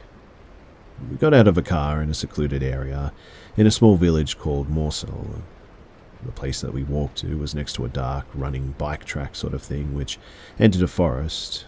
We sat down on a bench outside the tree line smoking our special cigarettes under the subtle light of the moon. A remarkable thing about this spot was that it is located in view, within 50 meters, of the horror house of Mosul. In 1996, 3 people were brutally murdered in there, and it has since been sealed up. It's well known that the interior is untouched since that time. A documentary was made about this. That's how I know this info. But here's the other thing that I know. The 2 murderers are already released from jail, and by the time of my incident, one was let go from prison just months before. So, back to the bench. After 10 to 15 minutes, our eyes were able to see better in the dark, and I started looking towards the dark path running in the forest. Between the trees, I swore that I saw something which I thought was a bag or a mask on a rope hanging from a branch at maybe eye height. Obviously, I immediately told my friend, and he agreed about the conclusion. But after moving a few steps closer and focusing our eyesight, we saw that it was a grown man with like a bag or a mask on his head. In the dark, he was standing in some bushes, and we saw the movement of his breathing and that he was wearing regular boomer clothes. First, we quietly told each other, said, "What the heck?" and confirmed we both saw exactly the same thing. A reminder too that this person was standing like 10 meters away from us, and this is for like 10 to 15 minutes in pitch black darkness. Then, we were looking at him for another minute until I started yelling at him. Just yelled things like, "Hey, come out." I did this despite being spooked by the strange experience. That's just how I am. He then raised his hand in a motion of aiming a gun, and we ran back to the car as fast as we could. Looking behind my shoulder, we saw that he kept his arm located at us, but we couldn't make out if he had an actual gun or if it was just a bluff. After getting out of there, though, and recollecting, we did realize one more very disturbing thing. The guy did not want to mess with 2 adult young males. In the daylight, a lot of people traverse this place by bike or on foot, so one of the possibilities is that this crazy guy was going to intercept a lone person in the wrong place at the wrong time.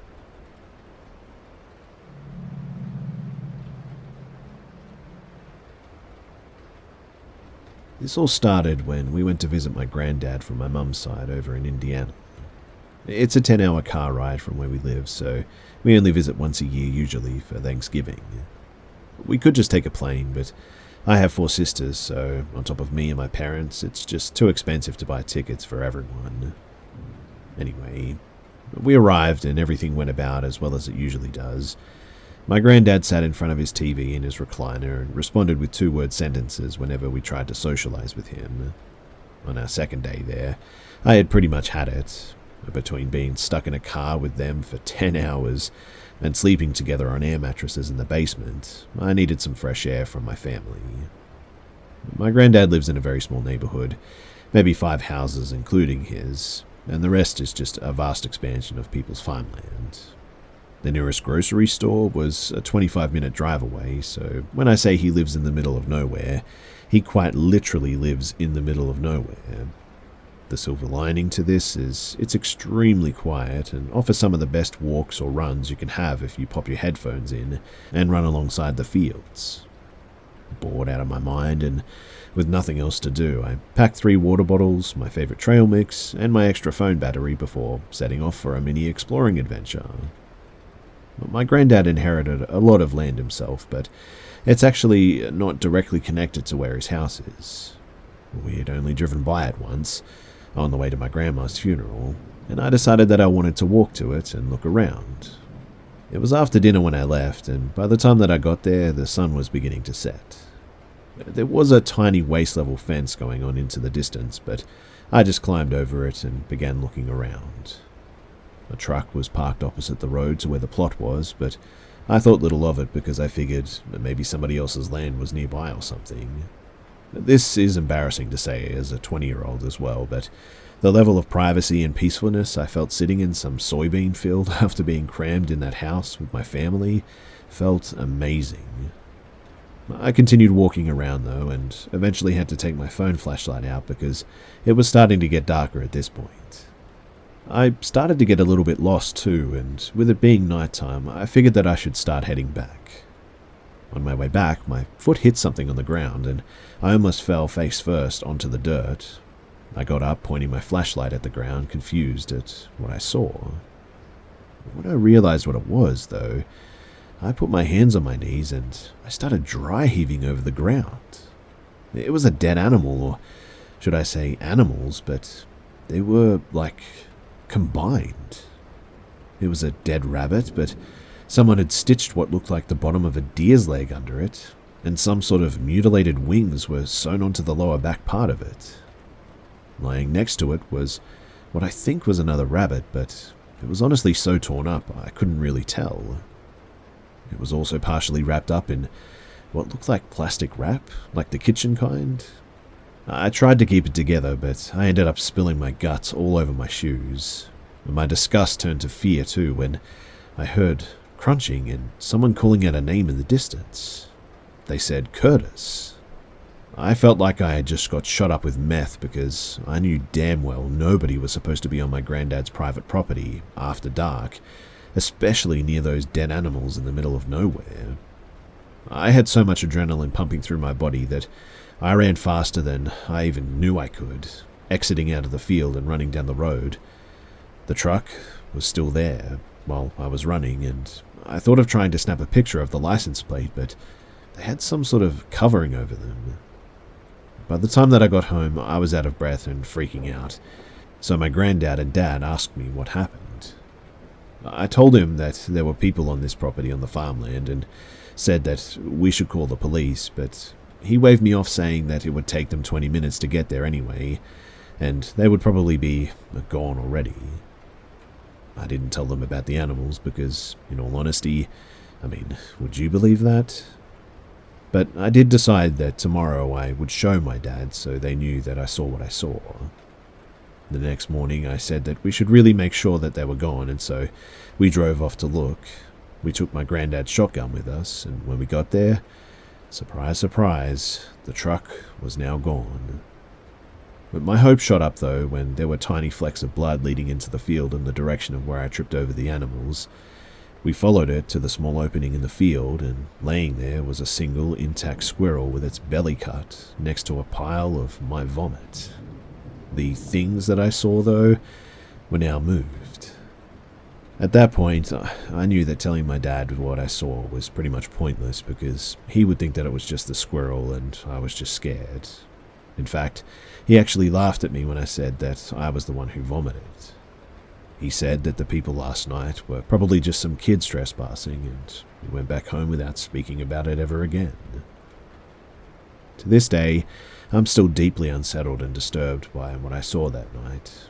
I don't know why someone did that to those animals, and I don't even want to know what it was for. What almost frightens me even more, though, than the animals, is the fact that I wasn't alone that night in the field. I only know that 2 people were there, but the truck that they had could have at least held 4, maybe even 8 if people hopped in the back bed of the truck.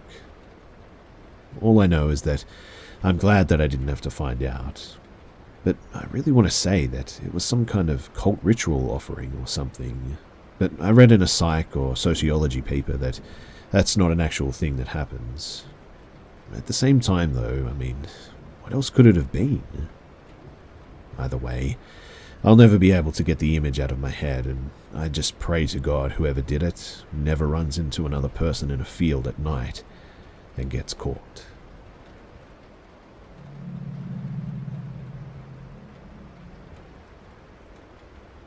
So about a year and a half ago, I was 16 and I'd taken a job as babysitting my aunt's dog in the Bronx while she was away on business. I don't exactly know the breed, but this dog was a powerhouse, more than capable of taking someone down. Her name is Dolly. I had to introduce myself to her in my aunt's presence to ensure that she knew who I was before showing up alone later, and I was told to walk her about 4 times a day. She's very well trained, doesn't bark really, which was what makes this encounter more creepy. You see, it was late, like 2 a.m, and she adorably woke me up for a walk by digging her nose into my arm. When we began our walk, it was really dark out. You wouldn't be able to see anyone's face from a few feet away.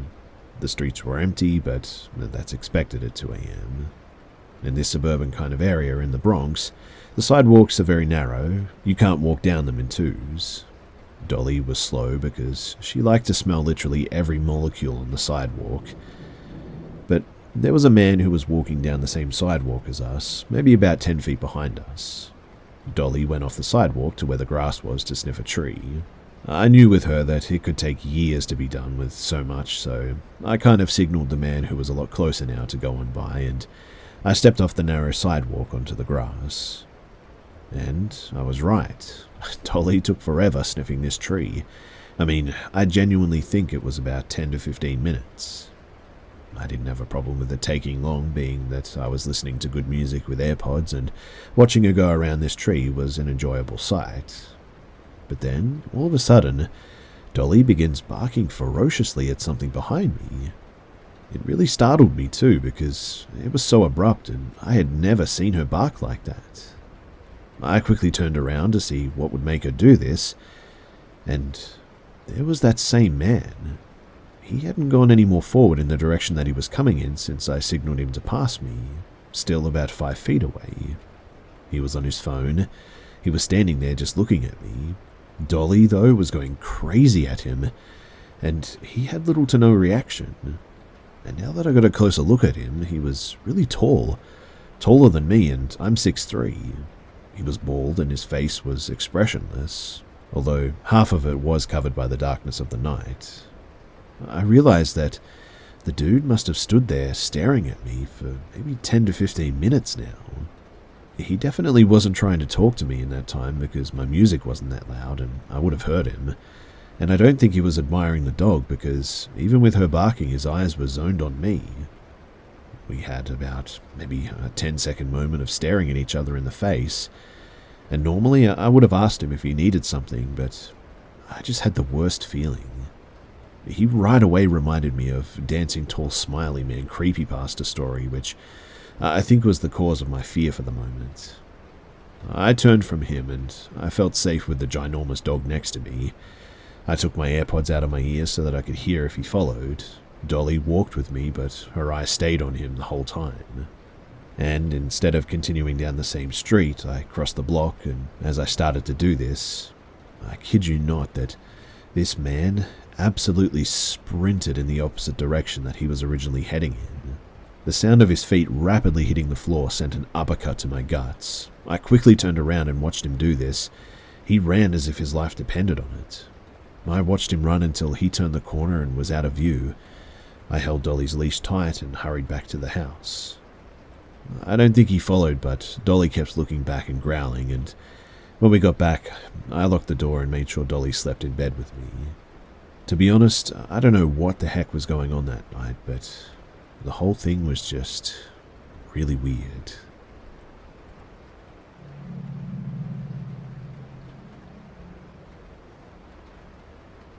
Several years back, I was cleaning out my house. I was renting a house for a year, and the year was almost up at this point. I wasn't going to be living there the next year, so it was time for me to start cleaning out and moving my stuff out to my next place. The house that I had at the time was fairly small, but it was plenty of space for just me. I lived there by myself, and I just finished cleaning out the living room, other than some basic furniture, and I had moved on to clean the kitchen. There were quite a few cabinets here, so many that I didn't use a good number of them. I was looking through some of the ones that I didn't use to make sure that there was nothing that I had in them, and one of them opened up and I saw something in the back corner. It looked like some type of shirt or rag or something, so I grabbed it and saw that I didn't think that it was mine, but when I moved it, it revealed a smaller white lever that I could barely see. The cabinet was in the corner, sort of by the sink and halfway blocked by the stove.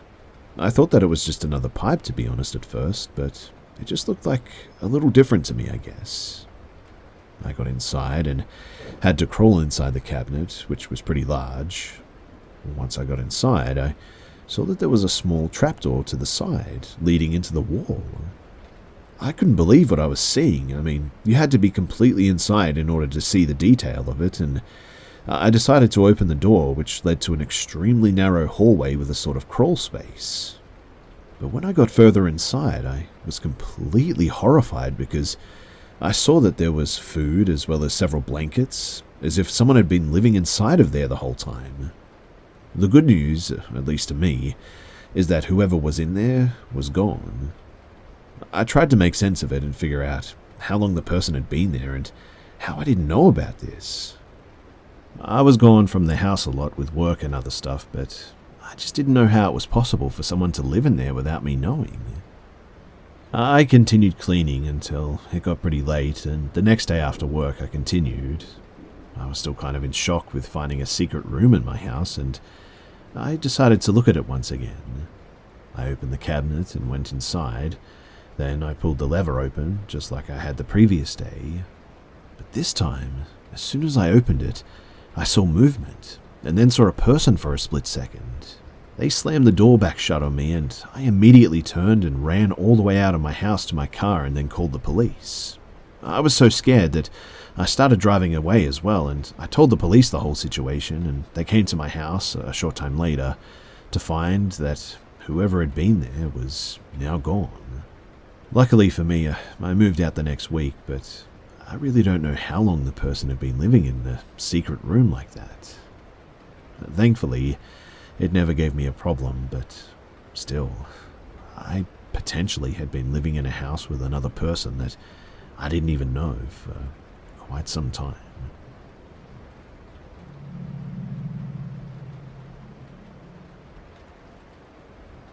So, I've lurked here and commented before, and I've been asked to share some stories as well.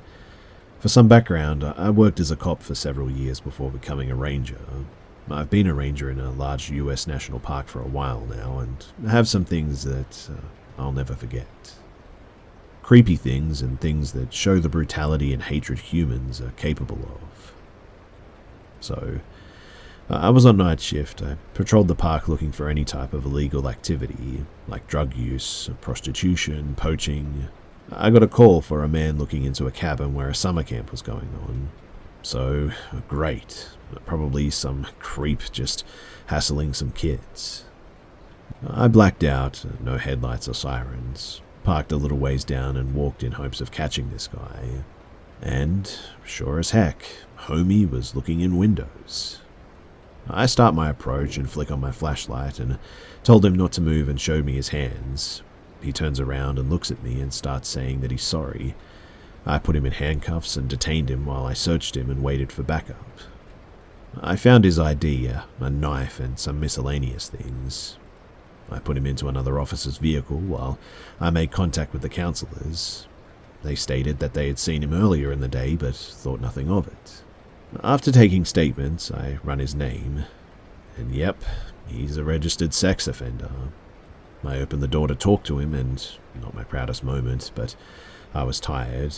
He was looking at little kids, and I said, "What do you think you were going to do, you sick weirdo?" And he looked me in my eyes, no reaction, and said to me in a cold, monotone voice, "I was able to smell them. They're ready to breed, officer." I didn't know what to say to that, so I just closed the door. I stayed on the scene for the rest of the night to ease everyone's mind and act as a deterrent. Obviously, he ended up being charged, but thinking about what he said and the way that he said it still makes me feel sick. He's now banned and I believe still in prison, where I believe creeps like him should stay forever, but he ruined a great outdoor experience and may have scarred these poor kids from camping, hiking, fishing, or hunting and just enjoying the outdoors for life. I could go on about some of the awful people and stuff that I've heard, seen, and even responded to, but cases involving children in any way, they are just the worst.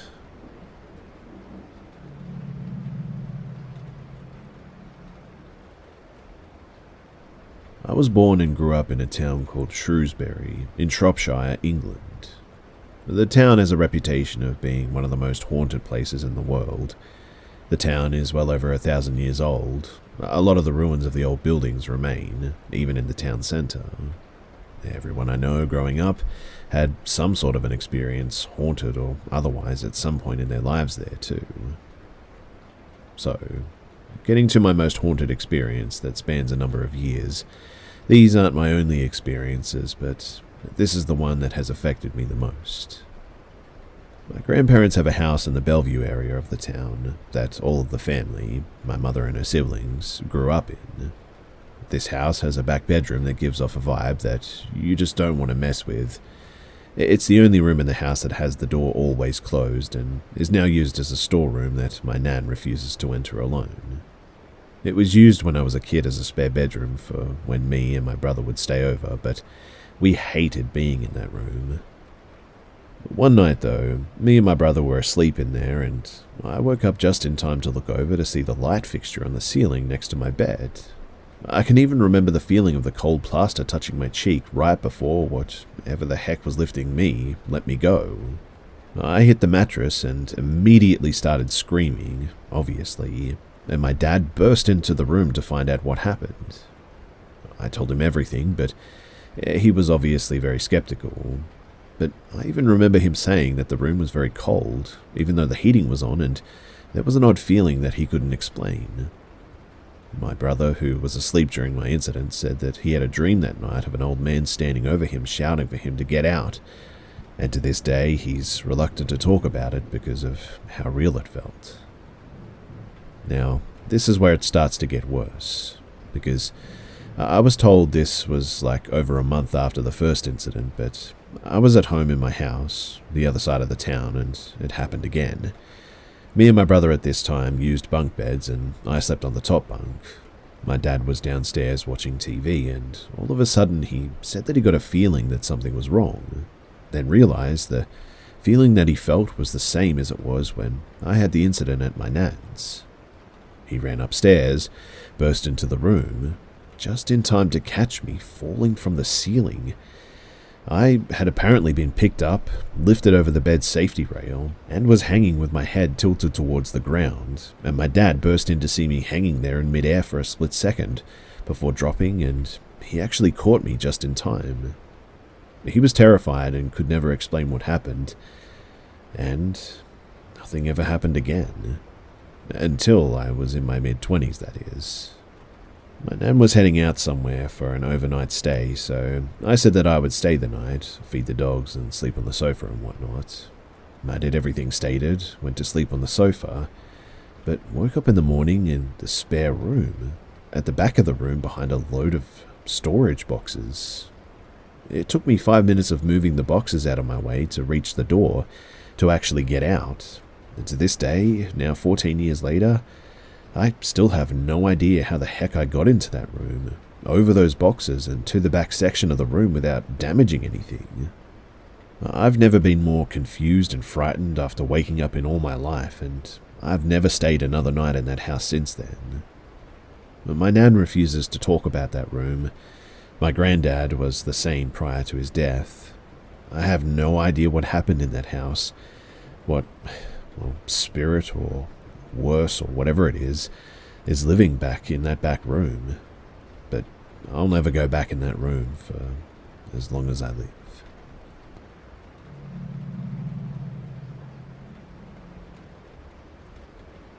So I work in a large bunker complex from World War II, and I stayed for a night shift the other day. I'm an editor, so I had headphones on most of the time. Every now and then, though, I could have swore that I heard some music from somewhere, but brushed it off as just me being tired. At around 1 a.m., I went for a smoke in an area that basically only me and my bosses can access. It's an old stairwell used to transport heavy cargo that doesn't fit in any elevator. As I approached the door, I once again heard music, but this time it was clear as day. As I opened the door, it got really, really loud too, like as if someone was sitting with a violin at the bottom of the stairwell or something. I work in the 4th floor. No other floor has direct access to the stairwell except the very bottom. Needless to say, I was weirded out, but thought, whoa, maybe some composer uses their free time and practices here? Yeah, I know, kind of stupid assumption, but the only explanation that I had in the moment. the semi-social person that I am, I went down to see who was playing and say hello, since the music was actually, well, kind of nice. It reminded me a bit of the classical Bioshock music and was, as far as I can tell, played by one single person on one violin. However, after I stepped down like 4 or 5 steps, the music just abruptly stopped. Not in the way that you stop a recording, too. I could actually hear clattering and sort of sounds from the handling of a string instrument. I went down all the way and looked for any open doors or some way for this person to have gotten in there, but there was nothing and nobody in sight that would suggest someone just played the music there. So, kind of disappointed, I went all the way back up. The bunker's floors are about double the normal height, so I had to walk up around 6 floors. But just as I stepped into our hallway, the music started again. So I went down again, and surely enough, there was no one there. At that point, too, my confusion turned into being kind of creeped out a bit. I double-checked if every door was locked, which they were, and if the elevator, which had been out for service for a while, worked again. Maybe that's how they got here? But no, it was still stuck below ground floor as it had almost been for a year now. So I thought, okay, every door is locked and the only way in here is to have a key through one of the doors on each floor, 5 floors in total. So I went back up and waited, since I was sure to hear someone unlock a door and step into the stairwell. But no. I reached the top and, at eerily that precise moment, I heard weird violin sounds, like someone mildly plucking the strings. Then the music set in again, and it was loud, like really loud this time, sharp and aggressive too. So I went down again, only to find nothing again. At that point, I was actually wondering if I was just too exhausted and started to hallucinate or something. That's how I explained the music to me for the rest of the night anyway.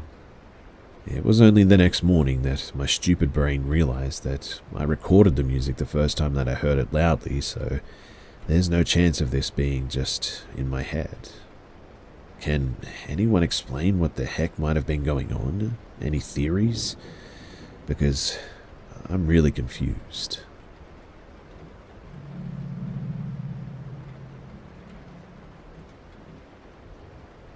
During a school break, me and my mum and one of my older brothers, we went to go and visit our uncle on his ranch in Nevada.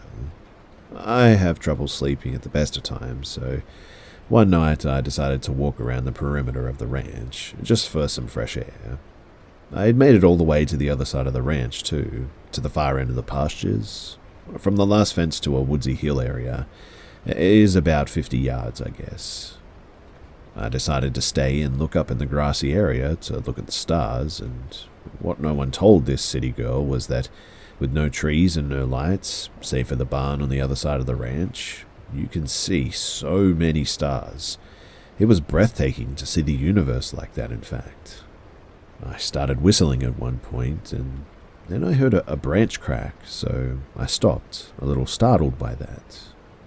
Then something else started to whistle right at me. I froze, and it seemed like every hair on my body stood straight up. I couldn't move, and the whistling got louder, and also got closer as well. It was the almost exact same nonsense melody that I was whistling not even 15 seconds ago. I know what you're thinking, but, oh, birds are a thing, right? No, there was no way that this was a bird. I know the difference between a bird and whatever the heck this was. And this isn't even over yet. So I, the stupid girl in the horror movie, decided to say, hello? And something said, hello, right back to me, in my own voice. And yes, I know what my voice sounds like. Slightly raspy, faint, Bronx accent, usually lower pitched unless I'm excited or mad. And then it's usually so high-pitched that my friends say that I sound like Harley Quinn. Another branch snapped, and that was my cue to book it. Back down around the paddocks, back to the barn, and to the main house, which was about maybe 2 acres, I would guess. but the whole thing was like a blur to me. I have knee issues from a car crash, but I didn't feel even an ache as I sprinted all the way back to the main house. To this day, I still don't know what it was. I didn't tell anyone else about it too, despite my mum being extremely superstitious. I did a little bit of frantic Googling the day after, obviously, and the closest thing that I could come up with was actually a skinwalker.